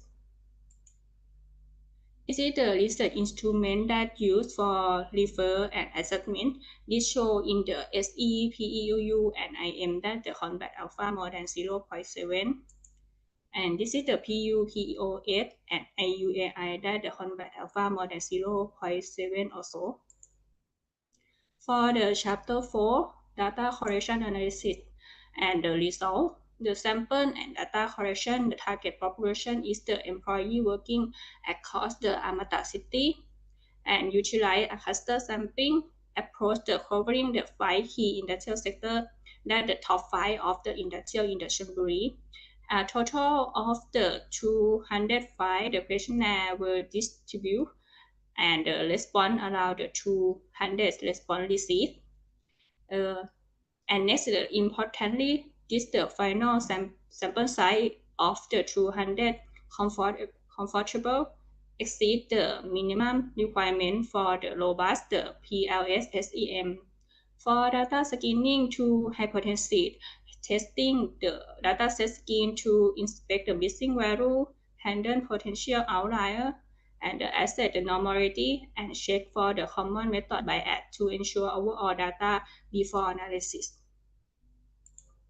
This is the result that have the 200 response. For the gentle distribution, the sample is relative balanced with the 52% female and the 48% male.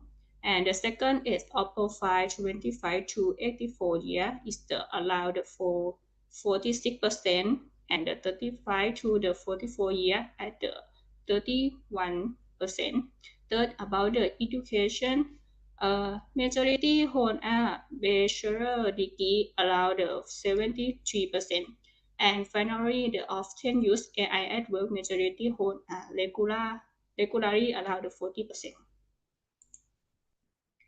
For the data distribution, we have analyzed about the schoolnet and QSIS, confirm the data set is the excellent and normal distribution.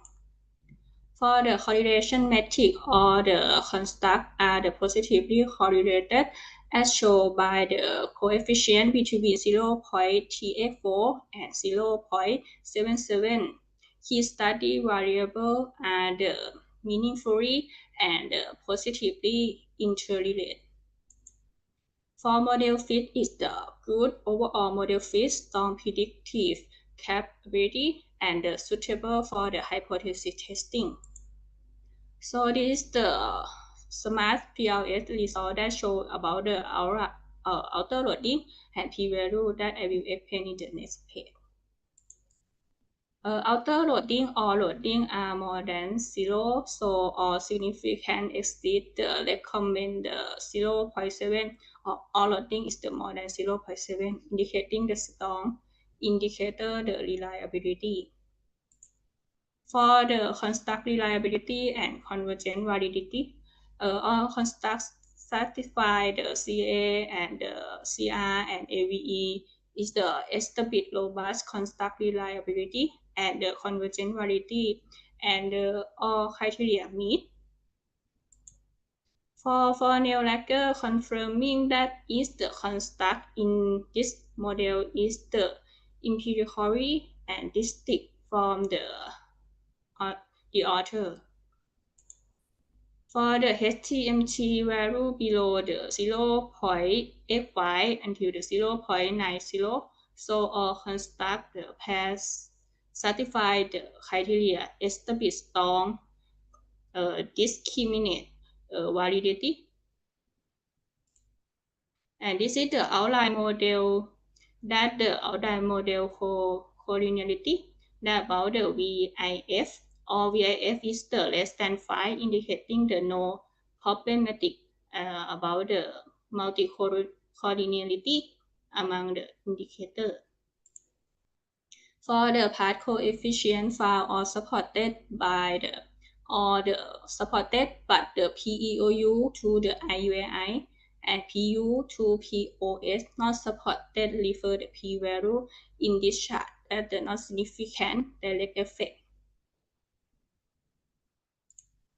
For the coefficient of the determination or the R-square show the IUAI the substantial and the POS show the weak. For the predictive prevalence statistic or the Q-square, IUAI show large and the POS show moderate. Next, we evaluate the effect size of the F-square to the assess the relative impact of each the predictor variable on our target construct. And this is the show that the have the small and the large in the effect size of the effect size F-square. And this is the hypothesis summary. For the hypothesis summary that you can see, all of this is the supported, but we found the two hypotheses that not supported in the hypothesis 2, that the PEOU to IUAI, and hypothesis A is the PU to the POS. The key finding is the perceived organization support. POS show the strong direct effect on the employee intention to use AI tool that show the beta around the 0.440. For the mediation analysis result, all of the hypotheses are supported, but the hypothesis the 13 that the PU, POS, and IUAI is the not supported. P-value is the more than 0.05. For the mediation analysis, law of the POS is the mediated in the self-efficacy to the AI intention to use, and the intrinsic motivation to the AI intention to use, and the perceived ease of use to the AI intention to use. But the POS did not mediated in the perceived usefulness to the AI intention. The interpretation, the organizational support play a critical role in the translating employee capability and the motivation into the AI adoption behavior. This is the summary of the hypothesis, and the main finding that we found in this study is the POS was the stronger predictor of the AI adoption in intention, and the perceived usefulness directly increased AI adoption intention, and the self-efficacy and the intrinsic motivation influenced the AI adoption, both directly and indirectly to the POS, and ease of use alone was insufficient to encourage AI adoption without the organization support. And most hypothesis relationship were statistically supported, confirmed the proposed research model. So the chapter 5 is the discussion, conclusion, and recommendation. The discussion of the key finding. This study confirmed that the employee intention to adopt AI tool is influenced by both the individual factor and the organization support. Key findings that include the four items. First is the perceived organization support was the strongest predictor of the AI adoption intention. Perceived usefulness PU significantly increased the employee intention to use AI. Self-efficacy and intrinsic motivation positively influence AI adoption directly and indirectly to the POS. Perceived ease of use alone was insufficient to encourage the AI adoption without the organizational support. So the discussion, the findings suggest that the successful AI implementation requires not only user-friendly technology, but also a supportive in the organizational environment for the support to use the AI. The research conclusion, this study is successful to develop and validated and integrated the framework explaining employee intention to use AI tool in the industrial organization. The finding demonstrate that have the four items. First is the organizational support play a central role in the promoting AI adoption. Employees with the higher confidence and the intrinsic motivation are more willing to adopt AI technology. Third, the integration of the GAM, SCT, that about the CHAM technology acceptance model and social cognitive theory and the organizational support theory provide a comprehensive explanation of the AI adoption behavior. The proposed model offers the strong explanatory and predictive power for AI adoption in manufacturing organization. This is a summary for the research question and answer. For the research question 1 to what's the extent do SE, PUU, PU, and IM predict the employee intention to use AI? The answer is the PU, SE, and IM significantly increase the employee intention to use AI, while the PUU show no direct effect. Papaporn, hello, can you hear me? Yes. Yeah, you have only 1 minute left in your presentation, okay? Okay. Yeah. So for the practical implication, the management implication is the option organization should strengthen organization support for the AI implementation, invest in the employee AI training and capability deployment, build employee confidence to the continuous learning opportunity. The recommend for organization and future research. I would like to focus in the future research first. For the future study should conduct the long-term study to investigate behavior change over time, compare AI adoption across different industrial and continue. The final conclusion, this study demonstrates that successful AI adoption depends on the interaction between technology, characteristic, individual capability, and organization support. By the integrating three well-established theory, the research provides both the theory insight and the practical guidance for organizations seeking to the excellent AI adoption and digital transformation in the manufacturing sector. That's all for me. Thank you for my. Okay, thank you, Papaporn, for your presentation. Now the floor is open for Q&A. Anyone want to ask any question?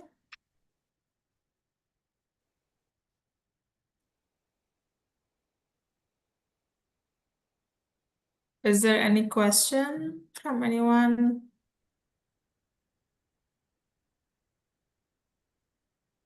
Okay, if there's no questions, I'm sorry, I just joined somehow very late in your presentation, so I also have no questions. So I believe we can move to next presenter. Thank you, Vivaporn. You can remove your presentation. Okay, now we move to next presenter, Rashna Wadha, which is under supervision of Dr. Sharmita. Rashna, are you here? Yes, Okay. I'm here.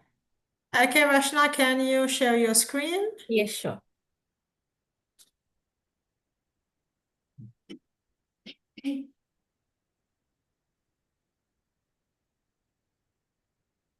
Can you just go to the second slide first? Let me check everything is okay. Okay, go back to the first slide. So Rashna is under supervision. Yeah, can you go to the main slide? Yeah. So Rajna under supervision of Dr. Sharmita Singh, and she is preparing for her Viva Voce.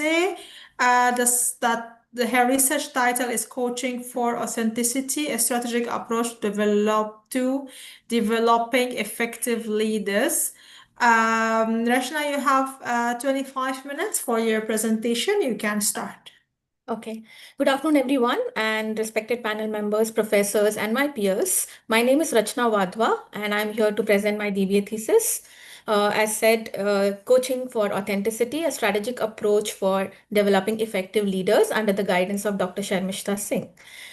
Before I move into my presentation itself, I'll just take a half a minute to briefly share what led me to this topic. Okay, I have been working with one of the top business schools from last 12 years, and over several years of attending a lot of leadership development workshops, management development programs, and also helping in the professors designing these kind of sessions and attending these corporate leadership training programs for the institute. I began to notice one recurring problem or recurring pattern where managers, senior managers, and even some of the emerging leaders were, being taught a lot of leadership concepts, theories, frameworks with more depth. And it was, very much necessary to learn all these concepts. But the actual development, the lived practical shift, which, showed up as a leader was often missing. And that gap between knowing the theory and becoming the leader is, where I found that gap, and I found that this research topic has to be taken. Plus, 2 years back, I have taken this coaching as a certification from Coaching Alliance US. Is, their principles actually motivated me and showed me a path that, to how these leaders can be developed through the coaching principles. So this is my motivation behind this research. This is my agenda. As we know that I'm going to cover all these 5 chapters one by one. Before I start the first chapter, this quote actually gave me, a lot of inspiration to start my research, and this is where the heart of the thesis is. It says, authentic leaders do not lead for the sake of validation; they are validated with the impact of their contribution, and that idea, impacted to get into this research. The introduction. Like I have already given the motivation part of my research. The background behind this research is today's organizations are changing so fast. We are in the AI world and things are getting more and more complex. And because of that, good leadership is something which is very important. And it is what helps keeps things stable. So, but as I have already said, that the training programs which they undergo, they have a lot of theories and a lot of practical tools, but leaders are still struggling with, uncertainty, people issues. They have to sometimes take very tough ethical calls, and there the authentic leadership matters a lot, because authentic leadership builds trust. It keeps people engaged, and it creates a sense of psychological safe space for their team members. And it needs for, and it is developed through self-awareness. It is depicted through the honesty of the leader. And this is where I feel the coaching is something becomes useful. Okay, it gives leaders the space for personal reflection, for the ongoing growth, and also The research looks at how coaching can help in building more authentic leaders from that. So in the end, I want to propose a practical framework that a lot of stakeholders can use it for their coaching programs. Research has looked closely at, if I see the literature review, a lot of participative and authoritative leadership styles are there. But there is still a gap in understanding that how leaders can actually put these styles into practice today.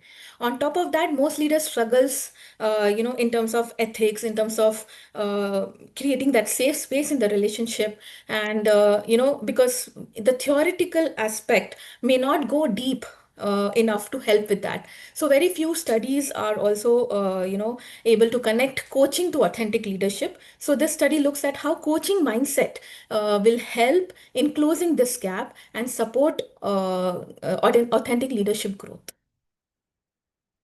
Regarding my research objectives, this gap translates into 3 research objectives. If I say it's to investigate how coaching interventions influence the development of authentic leadership qualities, to explore the key challenges and enablers in implementing these strategies, and to identify the influence of coaching on leadership effectiveness first and organizational outcomes as well. To correspond to this is my research questions.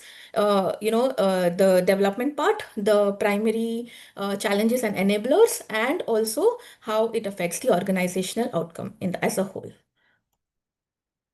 Now, for the significance and importance of this study, it matters a lot for all the stakeholders mentioned here. So for leaders, the model helps build stronger and more authentic and adaptive leadership styles. For executives, it gives a clearer way to make more grounded ethical decisions. At the team level, it builds more trust, it engages them well, and it creates better relationships. For organizations, it supports healthier culture and also have a better long-term performance. And for investors, it gives them more confidence that there is stability in leadership. And finally, the HR and the learning and development teams, for them, it offers a tool for building better leadership development programs in future. The literature review, that is chapter 2. The major topics which I have covered in literature review is in these 4 areas. First is the traditional and modern leadership theories which are already available in the literature, different models of coaching which are practiced by a lot of coaches, and the key insights from these coaching research and how actually we connect these to authentic leadership together. This is the foundation of the literature review.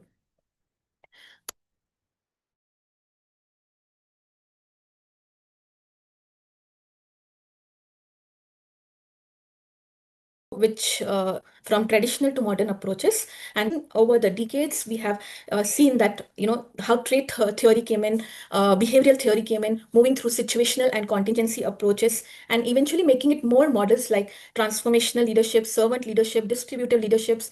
And to find out what especially is relevant today and for this study is authentic leadership, introduced by Avelio and Gardner in 2005, which emphasizes on transparency, ethics, self-awareness, and authentic leadership behavior. So this forms the theoretical base of my research. If I talk about the models of coaching in literature, so in literature, there are various models being given which are being practiced by a lot of coaches and trainers. The GROW model is the very famous model, and then the CLEAR model, transformation coaching model, situational leadership coaching model. Each offers a structured way to guide reflection and growth. And it also strengthens the self-awareness part of it and supports ethical decision making. So if I say the impact or the key insights which I have got through coaching to develop leaders is self-awareness part, ethical decision-making part, enhancing their communication skills, and also creating, it also, one of the research has done the meta-analysis to confirm that it has positive impact on both leadership performance as well as organizational outcomes. This is my conceptual framework based on my literature review. It starts with a strategic approach where, vision, goal setting, resource allocation, and decision making is the major component, and which sets the foundation for leadership. Then we move on to the next phase, which is the coaching intervention, where we have three different types of coaching. We can have individual coaching, we can have group coaching, we can have peer coaching. And then the outcome part, where the coaching process leads to authentic leadership development, which is reflected through leaders' self-awareness, it's their relational authenticity, self-regulation, and the moral perspective. The key findings from my literature review is often that it is seen that the authoritarian and controlling leaders are being discussed more. And what stands out through evidence through coaching, that studies show that targeted coaching, if it is practiced, it increases self-awareness and reflective capacity in leaders. Leaders can reflect much better if they are being coached towards self-awareness. And this authenticity does not benefit the individual leader, but also the team performance and overall organizational, innovative, and financial outcomes. So research also says that authentic leaders help in building greater trust and fairness across the organization. The research methodology, firstly, I have used a qualitative approach. It's been adopted for this research. It helps in giving comprehensive understanding about the participants' viewpoints, and also it works on the non-numerical data to explore the decision-making process, and it gives us insights, where individuals' interpretation are understood much better, and to understand what their perspective is. And second, it is a phenomenological design, where it let me interpret the lived experience, the actual experience they had as managers and senior managers in their coaching process and post their coaching process. And it gave me a lot of subjective insights on how participants personally interpreted how their coaching interventions were. Because of this exploratory design, I could explore their personal experiences, and with the real managerial environments, how they are practicing what they have learned in their coaching process. So exploratory design gave me ways to discover what actually was happening, and letting me know the how and the why questions to guide me towards my inductive inquiry. Together, these three has helped me in giving me a more depth and openness towards my research questions. My research design, for data collection, I have used two methods. One is semi-structured interviews, which allowed me for in-depth, flexible exploration, and to understand participants' experiences better. And document analysis helped me understand how the process was carried on in the organization, their records. Some of them even shared the coaching material to track how the strategies were implemented in their organizations. For sampling, I have used purposive sampling to select a diverse group of senior leaders, and interviews were continued till I reached the thematic saturation, and no new meanings and insights were emerging. And that is the result. The final sample is 19 semi-structured interviews. So semi-structured interviews combined with, themed questions. It was very much correlated with the question objectives. And this approach was chosen as it offers a good balance with the structure and flexibility. And throughout the process, I made sure that the ethical considerations were prioritized, and I also participants gave their informed consent, and the data and identity were kept strictly confidential, and it was securely stored. For analysis, I have applied Braun and Clark's well-established six-phase framework for thematic analysis. It started with the familiarization of data, generating the codes, searching for themes, reviewing the themes, and also defining and naming the themes, which followed by the report writing. Each phase, was built systematically, and how the raw transcript which I had from the 19 interviews was converted into meaningful theory connected insights. I read the transcripts manually, word by word, sentence by sentence, reread, and started generating the initial codes. I will show in the upcoming slides how the process was being followed.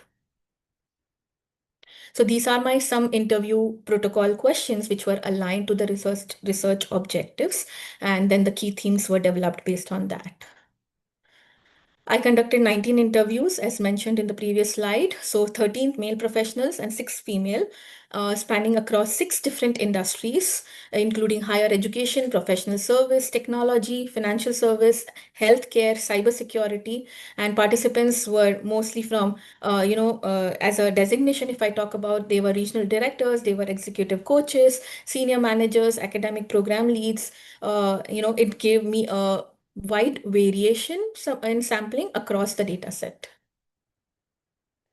So the data analysis, as I mentioned, the 6 phase, it started with the transcripts, which were encrypted and stored. Then the open key coding, I picked up few keywords from the participants' language. And then the axial coding, there were 8 categories. Okay, in the open coding, if you see, these are some of the sample codes which were generated. And these are the 8 categories through which it was converted into axial coding. And further, these 3 themes came, as if you see, theme 1 is as selective coding, theme 1 is cultivation of authentic leadership components. Theme 2 is systemic and psychological dynamics. Theme 3 is strategic impact of organizational efficacy. Now, this is the process which I followed. So these were my participants. I have not named them. It is, like manager, coach, or coaches. So this was some of the extract. If you take one example here, one of the quote given, one of the transcripts says this quote: coaching is more about putting that mirror in front of you to reflect, to be more aware. And this is how my axial quote came in: deepening self-awareness. If you see one more, if I can take, is from the vulnerable employee to a valuable employee is what he felt at the end of the session. Okay, so this is some of the positive organizational outcome, which is the theme 3, which we have discussed. So these were, the raw interview extract converted into Excel codes. So if I talk about my theme 1, which is cultivation of authentic leadership core components, these are the 3 Excel codes which I had: deepening self-awareness. I have given one example of a quote here, and the related theory is from from Gardner and et al. That is 2005. Authentic leaders demonstrate sustained behavior consistency through high self-awareness. And when I talk about my second component here, enhancing relational transparency.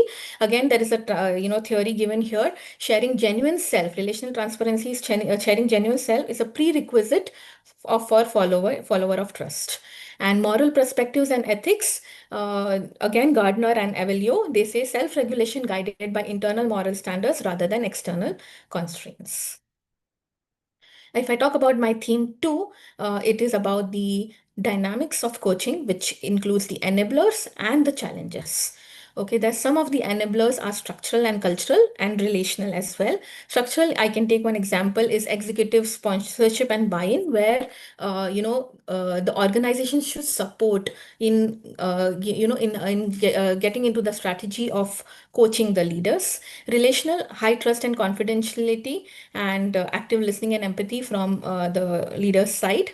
And challenges, one of the major challenge people said is time constraint. They are busy with a lot of, work. Plus, there is a stigma. Okay, most of the organizations, when they were talking, employee feel that they have been enrolled in the coaching session is because it's a remedial measure, because they were not doing well or they are not able to take decisions. That is why coaching as a strategy was imposed on them. So it is a stigma, but it is not. It is their developmental thing. So that stigma needs to be taken care of. So these are some of the challenges and enablers which we need to take care of. And lastly, the third theme, which is the impact, which is my RQ3 as well, saying what is the strategic impact and organizational efficacy.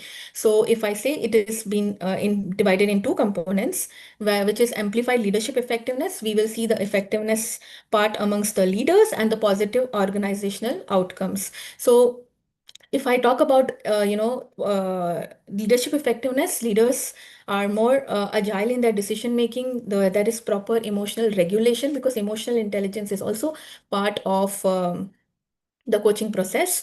And executive presence, effective delegation, they are able to delegate well.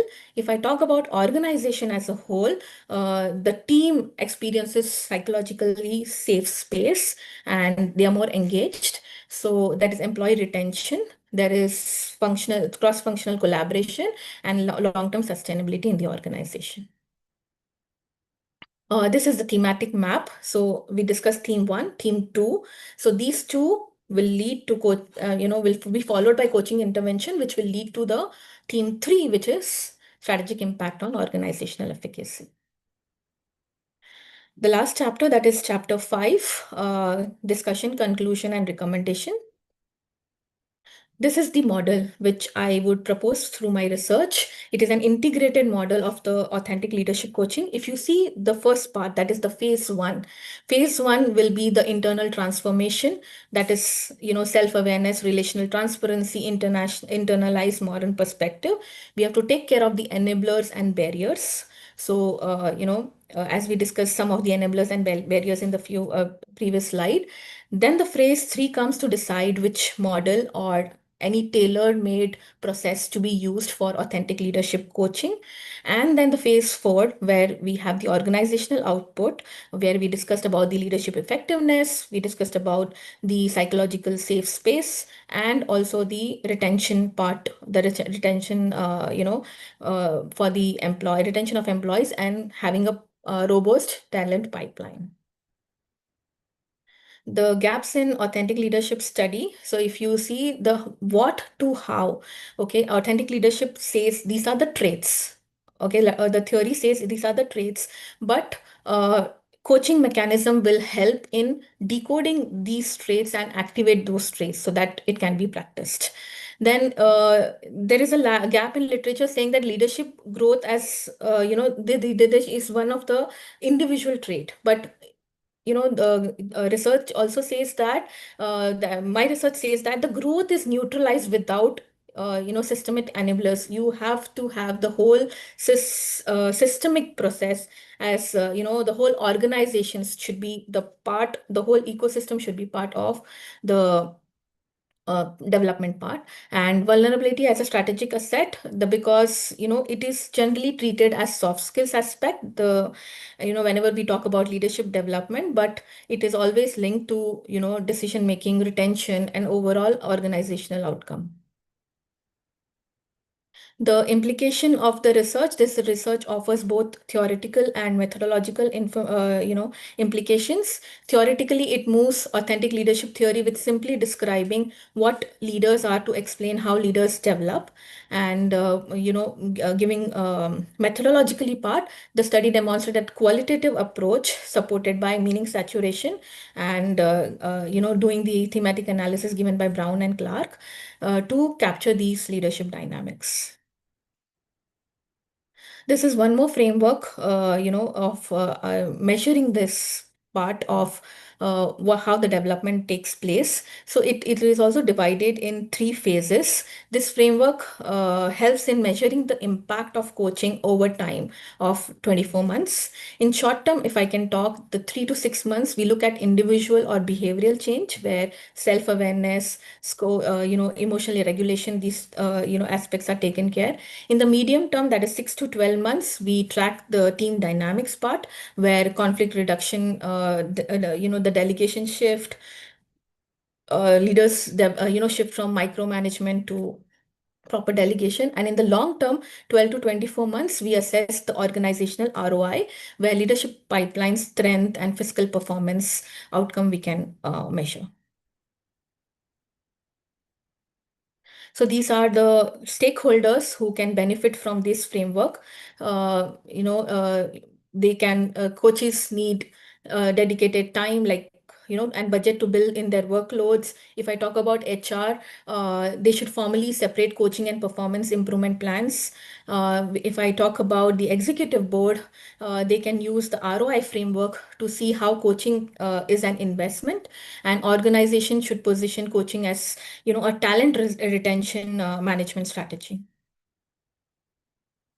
the limitations of this research, the interviews, the sample size is 19, and it may limit some statistical generalizability. Interviews were conducted only in English, which may reduce the depth for the second language speakers. The data are cross-sectional and self-reported, so the bias part. And some interviews were conducted on phone. That is, 3 interviews were conducted on phone because of compliance restrictions of using Zoom and Teams, and also the identity part. So they gave me their insights on phone, which may lead to some non-verbal clues missing. I mean, I may missed out the non-verbal clues. Recommendations for future research: mixed methods can be studied, combining the qualitative and the KPI tracking, which we saw in the ROI framework. Even a 360-degree method triangulation can be seen after the coaching sessions. The leaders can undergo the 360-degree method review, and diversifying, like we can implement these in where the minimal HR structures are there. So such framework can be implemented there. And also future study can study the comparison of AI-based coaching and human coaches. If I talk about the potential contributions in research, it makes contribution in 2 fronts, that is academia and corporate. In academia, it serves the gap it offers a 4-stage coaching framework. Am I audible? For industry, it repositions the coaching as high potential investment, and practical 3-phase ROI toolkit is offered to the corporates. So these are my 3 research questions being answered. I am sorry I've exceeded the time. How do coaching interventions shape the development of authentic leadership qualities in leaders was my first RQ. And it says it activates the self-awareness, relational transparency, and moral perspective, which are the 3 pillars of authentic leadership study. And my challenges and enablers in implementing. So coaching is... Rachna, you Yes. have left only 10 seconds. Okay. And regarding my research question 3, it creates a measurable ripple effect where we can see talent retention and fiscal performance. I will end just with this one line saying that organizations that invest in deep relational work of coaching are not just improving individual management skills, they are actively protecting the ethical sustainability, operational agility, and long-term strategical survival for the entire enterprise. Thank you so much. Okay, thanks a lot, Rachna, for your presentation. Somehow you covered all the aspects required for your Viva process. So now the floor is open for Q&A. Anyone would like to ask any question? I am Ramchandran Venkatraman. Yes. Yes, please go ahead. Have I missed the software used for this analysis? I have done it manually.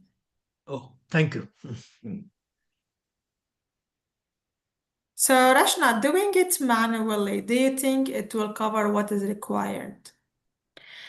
Yes, there are 2 aspects here. Like, if it had been done by software, yes, it would give a better, thing. But because there were 19 interviews and I wanted to read the transcripts myself to get in-depth value from the data which I have.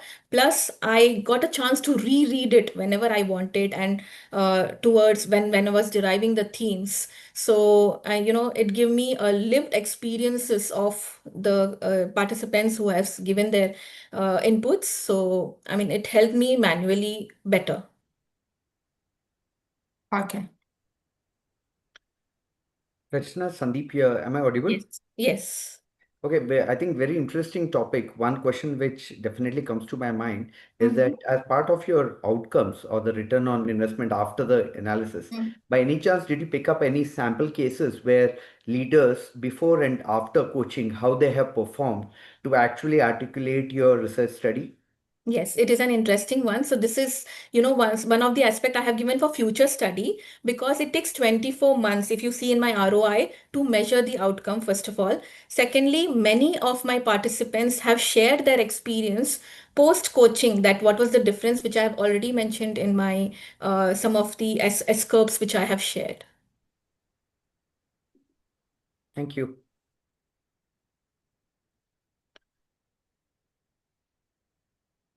Any another question? I don't have any question per se to Rachna, but to all other participants here, I mean, audience basically. How many times did Rachna say you know? I mean, I was like, okay, 1, 2, 3. It is more than 100, you know. Okay, so Rashna, this feedback from your supervisor, okay? Yes, I will practice. I will practice. Work in Yes. the articulation just need to be a little more. Yes. Okay, fine. Okay. Okay, any another question from anyone? Okay, so Rashna, thanks a lot for your presentation. Let's move to next presenter. We have Manish Kumar. Hello, hi, ma'am. Good afternoon. Good afternoon, Manish. Why you are not using the official university background? I'm unfortunately sorry, I do not have that. Do you have it? No, I don't have, ma'am. I'm sorry. Okay, so you will be the last presenter. Ratha Krishna, are you here? Manish, kindly check the email which is sent by Dr. Jain. It has a background. Even when I sent the invitation, the background was uploaded there. Just give me a second, ma'am. Okay. Never mind, we're gonna move to our next presenter. Ratha Krishna, can you please share your screen? Yes, doctor.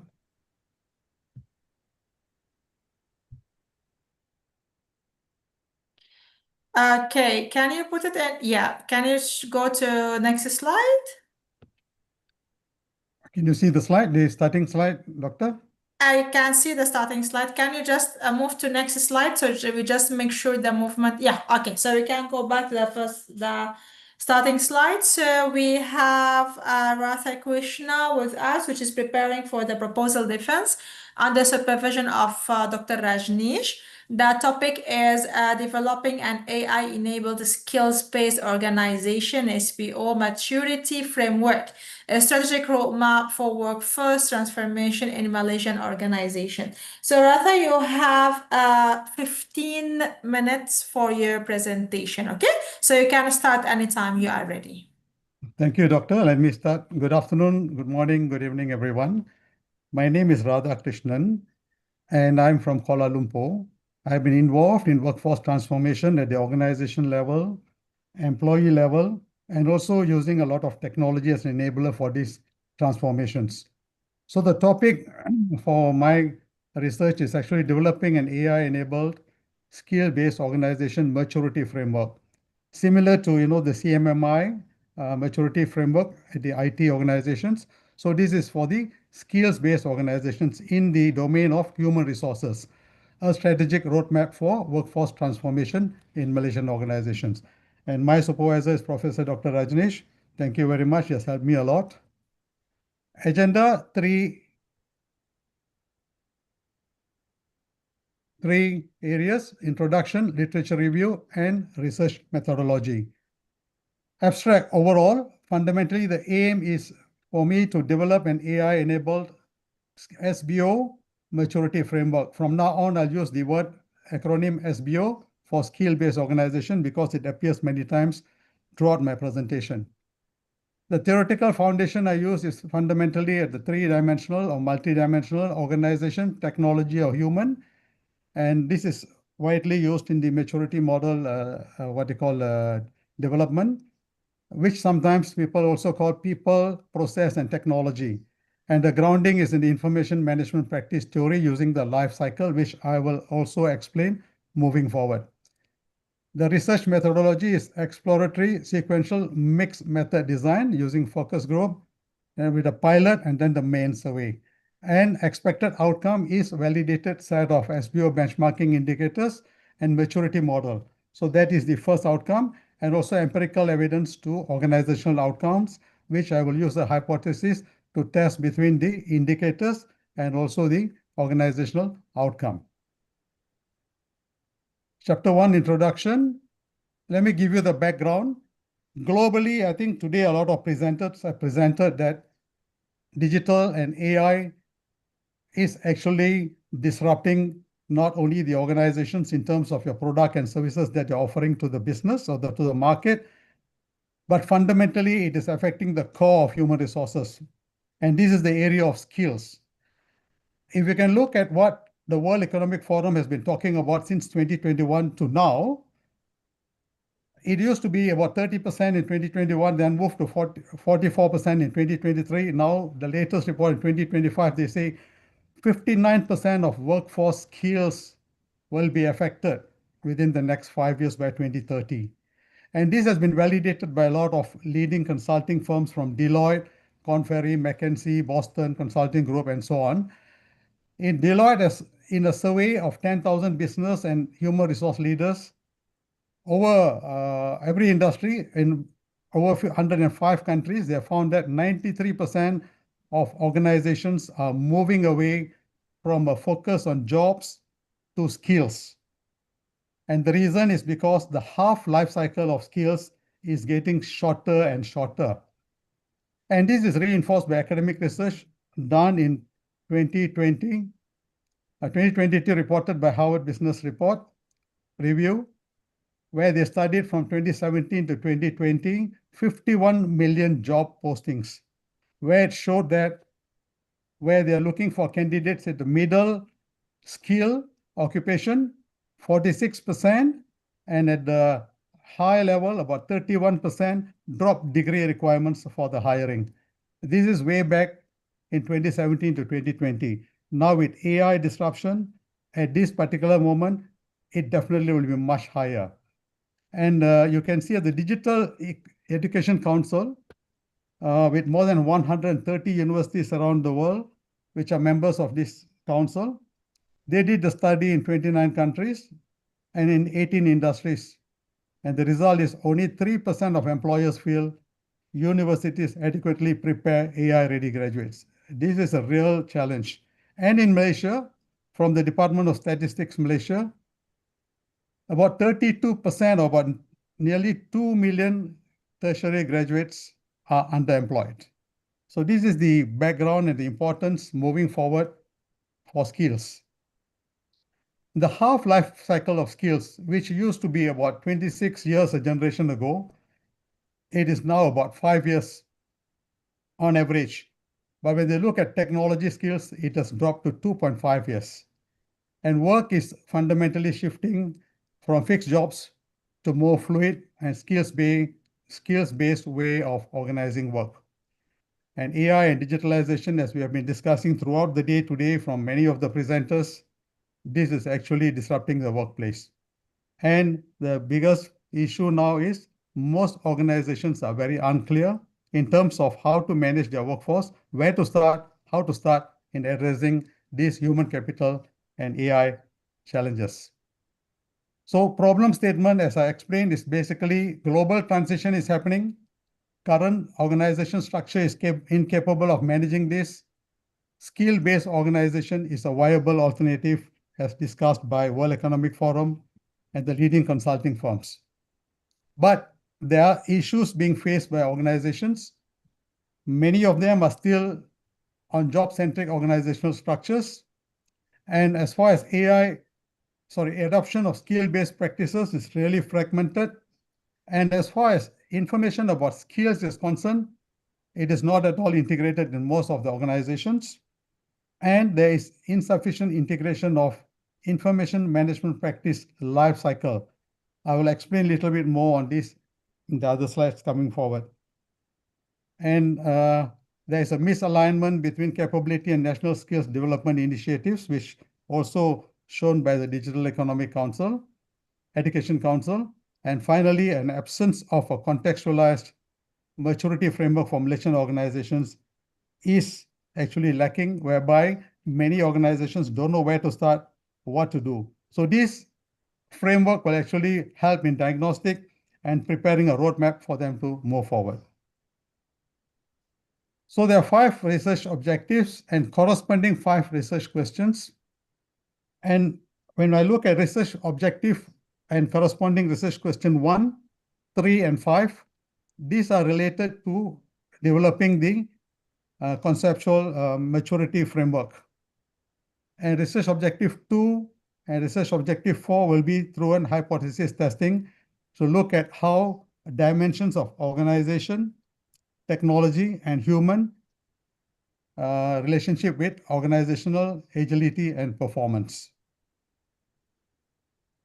Literature review, chapter 2, theoretical foundation, information management practice. You look at this information management practice, the life cycle in information management practice is the key. In information management practice theory, they look at information capabilities as the currency for an organization, as important for an organization. So similarly, under a skill-based organization, I've adapted this theory to a skills management practice life cycle using the 5 life cycle phases from skill sensing right up to skills optimizing. And to operationalize this theory, I'm using the organization, technology, and human lens to actually look at the dimensions, how to look at the indicators in a framework. And here at these 3 dimensions at organization, human, and technology, AI is a crucial cross-dimensional enabler. And through literature review, based on the 3 dimensions, organization, technology, and human, I've identified these 15 indicators, 5 in each dimension, and each looking at the different phases of the information management practice life cycle. For example, 1 in each dimension, the first one in each dimension is going to the skill sensing phase and so on. The 2 will be in the next collecting phase and so on. That is how this has been structured during my literature review. Research gap, when we look at the existing maturity models, many are fragmented, they're domain fragmented. It's not multidimensional. And they treat human skills as peripheral, not as the main. The difference in this study is skills, because of what is happening in the research now, skills is becoming the core for workforce transformation and organizational agility and performance. So that is how that treating of skills is becoming very, very critical. And life cycle perspective is absent in most of the maturity models. And empirically validated maturity models in HR management, especially in Malaysia, is really rare. And AI capability, the transformative role of AI is very critical during this stage of transformation. So fundamentally, there's no existing maturity model that integrates organization, technology, human dimensions across the 5-phase skills lifecycle in a Malaysian manufacturing industry context. The conceptual framework, basically looking at research objective 2 and 4, I mentioned earlier, the 3 dimensions, organization, technological, and human, and overall, looking at the relationship with organizational agility and performance. That is looking at hypothesis number 2, organizational capability has a significant positive effect on overall SBO maturity. And when we look at this is overall, and 2, 3, 4 is individual dimensions.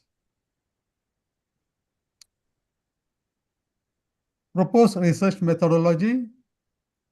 We are looking at the approach is an exploratory sequential mixed method design using a focus group, pilot study, and then a quantitative survey, the main quantitative survey. The population is medium to large organizations in the manufacturing industry in Malaysia. It's a cross-sectional study. And as far as the respondents are concerned for the focus group, looking at about 15 to 20 experts in the area of IT, HR, C-suite, or workforce transformation professionals. And as for the quantitative survey, it will be the HR and talent management or workforce transformation professionals. Data collection is through the, as far as the qualitative expert input with focus group is concerned, it will be purposive sampling with until the data separates. Purposive sampling is to select the candidates, and until data separates, we will do the expert input. Then pilot testing about 30 respondents, quantitative survey about 300 to 400 respondents, and we'll take into account ethical considerations. As far as data analysis is concerned, we're looking at thematic analysis for the focus group using the NVivo software. And as for the survey, we'll be using SPSS for the preliminary and descriptive analysis, and also the partially squares structural equation modeling for the main survey. Conclusion, I'll be taking a 6 months timeline to conclude this research. Potential contributions, as far as method and practice is concerned, it will combine expert validation, pilot testing, survey-based assessment to produce a usable maturity and assessment framework, which will help organizations to diagnose and also build a roadmap for their transformation. In terms of context and policy, this will contribute very much to the Malaysian scenario to support the workforce transformation, AI readiness, and also capability building strategies in the Malaysian manufacturing context. Limitations, the scope is also the limitation. It's only for the Malaysian manufacturing industry, may not be directly generalizable beyond that. Future validation is required, possibly in the future. So these are the limitations, and these are the references. I've concluded my presentation. Thank you. Okay, thanks a lot. Yes, thanks a lot for sharing the presentation. So now the session open for Q&A. Any question?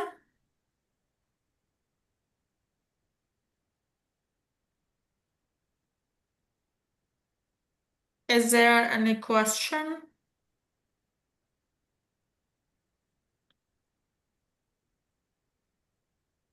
Okay, so thanks a lot for your presentation, Ratha. So let's move to Manish. I hope Manish now is ready with the background. Ma'am, my apology, the background, What is this, Manish? Sorry.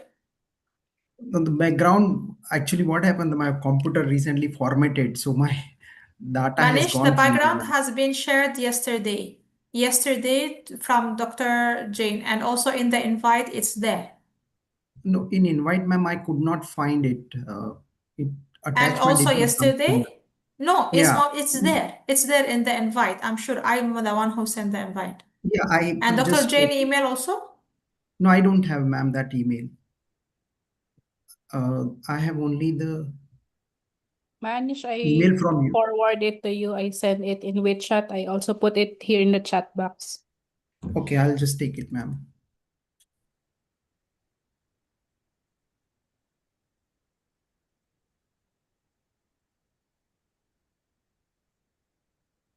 For that reason, actually, we ask all presenters to be available earlier on time to check their background, to check everything.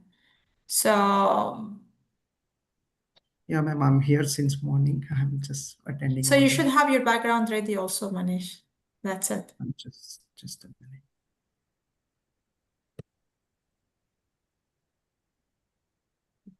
Just ready. Just background.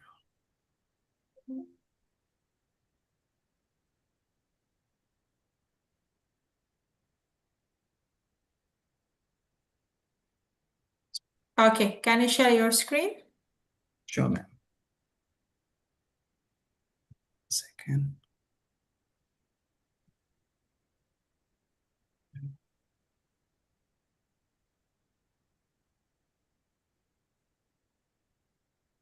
Can you put in presentation mode, please?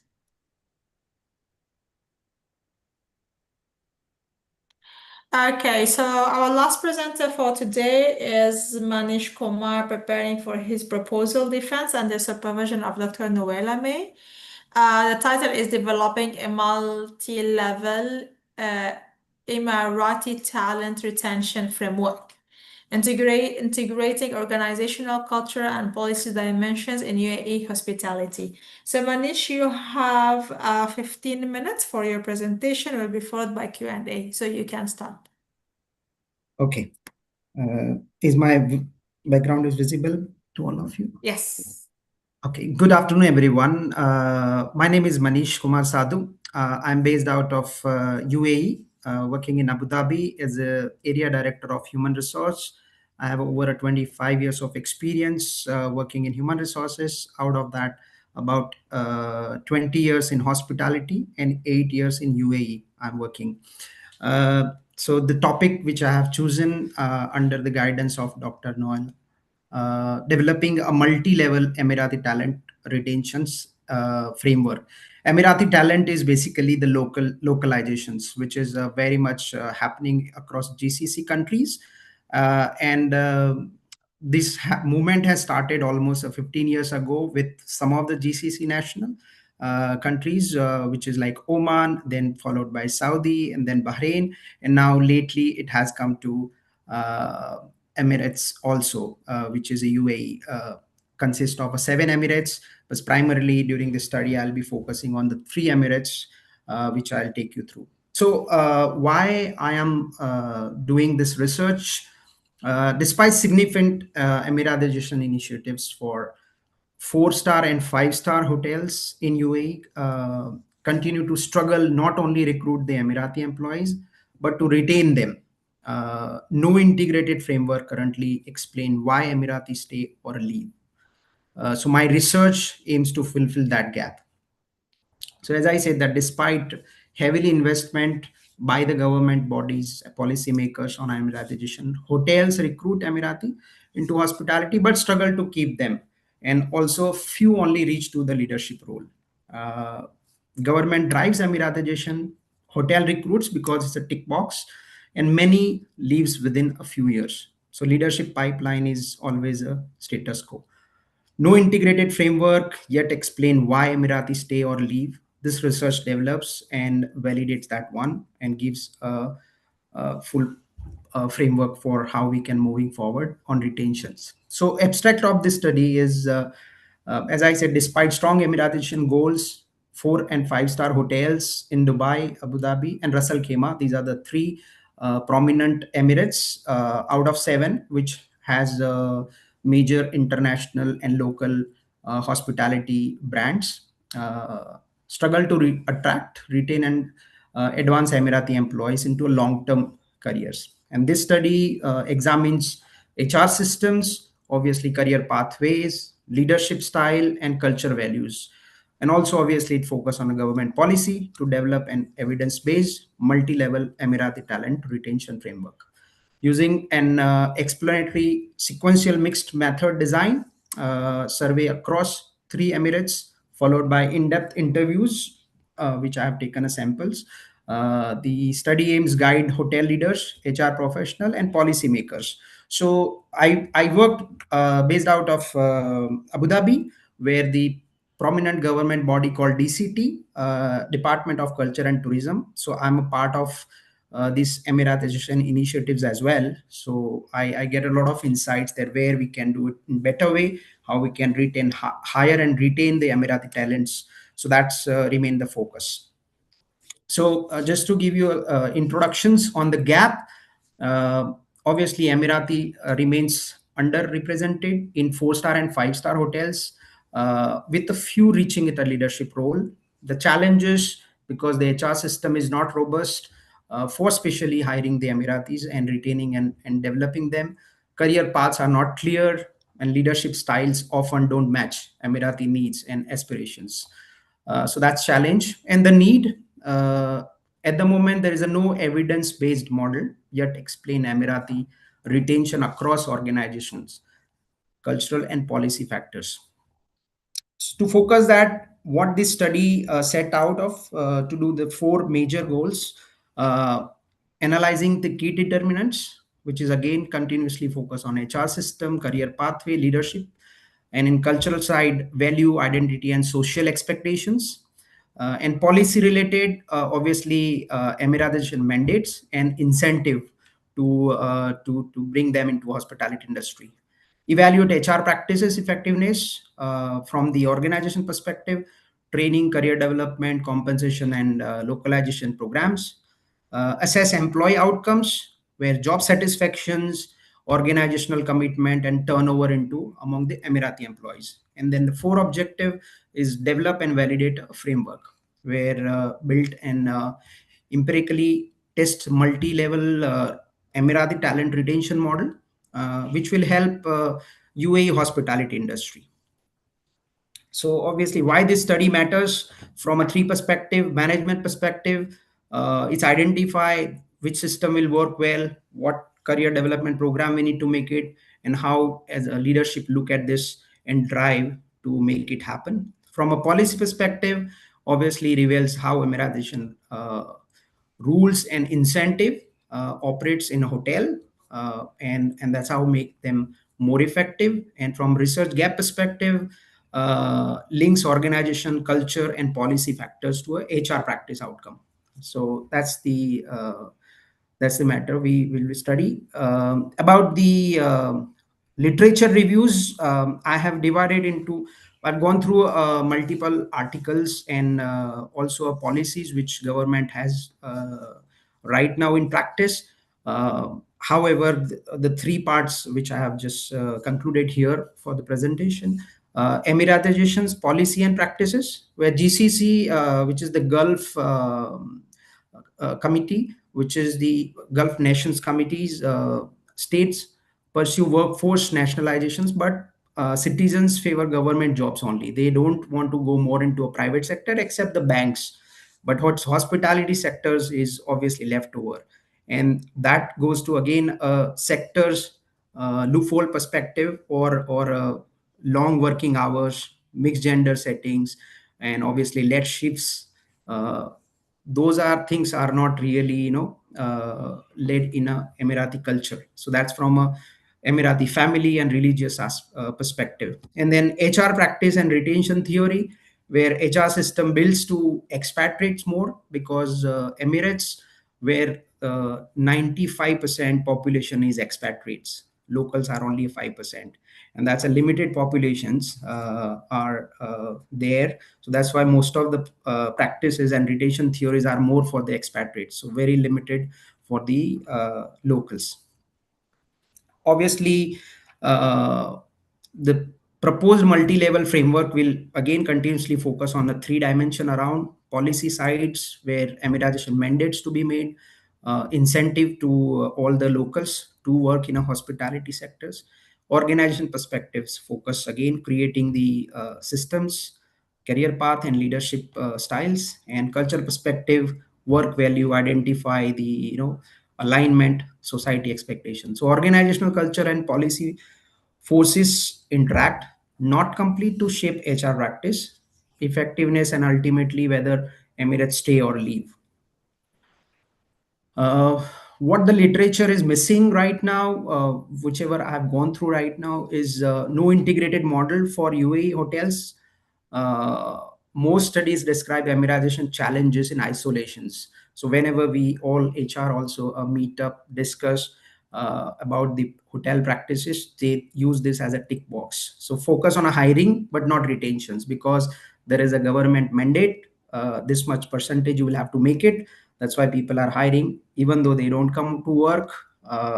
They are fine as long as the quota is meet. And a lack of a mixed method evidence. So there is a no proper robust method at the moment or evidence prior to this study, and I believe that this study will help in terms of. So this is missing in a literature I have gone through. Methodology, I'm going to use it's a mixed methodology, which is explanatory sequential mixed methodology. Phase 1, quantitative survey to test the relationship between the determinants, HR practices and employee outcomes. And then second phase are semi-structured interviews to explain and elaborate on the quantitative findings. So research setting and participants, my samplings. So 4-star and 5-star hotels, which I'm mainly focusing on it, across 3 Emirates, Dubai, Abu Dhabi, and Ras Al Khaimah, which are the key UAE tourism hubs with international and local brands. Phase 1, obviously, as I said, the target 60 Emirati employees across hotels, departments, which consist of operations, where we have a lack of people working. Those are main of front facing, which is F&B department, rooms, which is front office department, housekeeping, and then HR and sales, which is on a back end side as well for the quantitative survey. And then phase 2, where we'll take again 15-20 Emirati employees and also 8 to 10 HR line managers, which are non-Emirati line managers, where they are hiring the Emirati talents. So sampling strategy, where non-probability of proposive sampling, hotels recruits via a formal letters, not just as the tick box. And through professional networks, we have a strong network here across UAE. We have more than 1,000 hotels across UAE, which are into 4-star and 5-star categories. So we have a strong database to connect and get the samplings survey done. Data collections, where obviously survey instrument, I'm going to use it. 5-point Lincoln skill measuring HR system for the HR system, career pathway and leadership, cultural alignment and Emiratization compliance, and HR practices. We're just done slide pilot also, 3 to 6 Emirati to see how it works. Interview guide also will be used, a semi-structured guideline for the employees and managers, which phase 2. Quantitative analysis, I'm going to use the SPAS for the analysis for the descriptive statistics. For the qualitative analysis, I'm going to use the NVivo to get the thematic analysis, and then obviously integrations and rigor is also going to be used for my analysis part for the recommending the outcome. So study contributes, and next step after analyzing all this, research will obviously produce the first empirically validated multi-level Emirati talent retention framework, which I can represent to the policymaker. In Abu Dhabi case is DCT, in Dubai case is DTC, and in Ras Al Khaimah is a RAC hospitality sector. Where from a 3 aspect, academic contributions aspect, tested mixed method framework, advancing theory on the employee retentions, and localization in the GCC context. From an industry contribution perspective, obviously actionable guideline for the hotels on the HR system, career pathway and leadership practices, which will help genuinely to retain the local talent. And from a policy contributor, evidence on how Emirati mandate and incentive translate into the real-time retentions rather than it just on a paper. So this study moves the discussions beyond Emiratization compliance towards the sustainable Emirati talent retentions by developing and validating the first multi-level framework integrated organizational, cultural, and policy dimensions within UAE hospitality sectors. So that with that one, just wanted to conclude this my proposal part. So with this one, I'll definitely will have a robust system in place which helps all HR professionals to retain the local and then develop them for the future. Thank you very much. Okay, thanks a lot, Manish, for your presentation. I want to ask, like, Having your entire DBA study built on one continent, or let's say one country, Yes. and how do you think that you are contributing to knowledge, contributing to research? Ma'am, the localization is happening in many countries right now. Obviously, as I mentioned, that the GCC, this whole localization started almost 15 years ago, and in UAE, it has just arrived 5 years ago, where there is no clear guideline. The local talents are there, but they are inspired to work in a bank sector or a government sector, but hospitality sectors are left behind, and there is a mandate coming with the penalty to the organizations. How do we make sure that this talent retain? What are the strategy, or what are the tools we will use? So this study will definitely focus on a one country right now, but the framework can be implemented anywhere, because this is not only focusing only on the cultural aspect, but there are other aspect also, that I talk about the HR system, what robust system you can develop. I talk about the career path, how you can develop the career path for them to stay with you for a long run. Then obviously it talks about the retention strategy. For so this can be implemented in any other country as well, but obviously right now the burning issue is here in UAE, where I am in hospitality sector, so that will definitely help.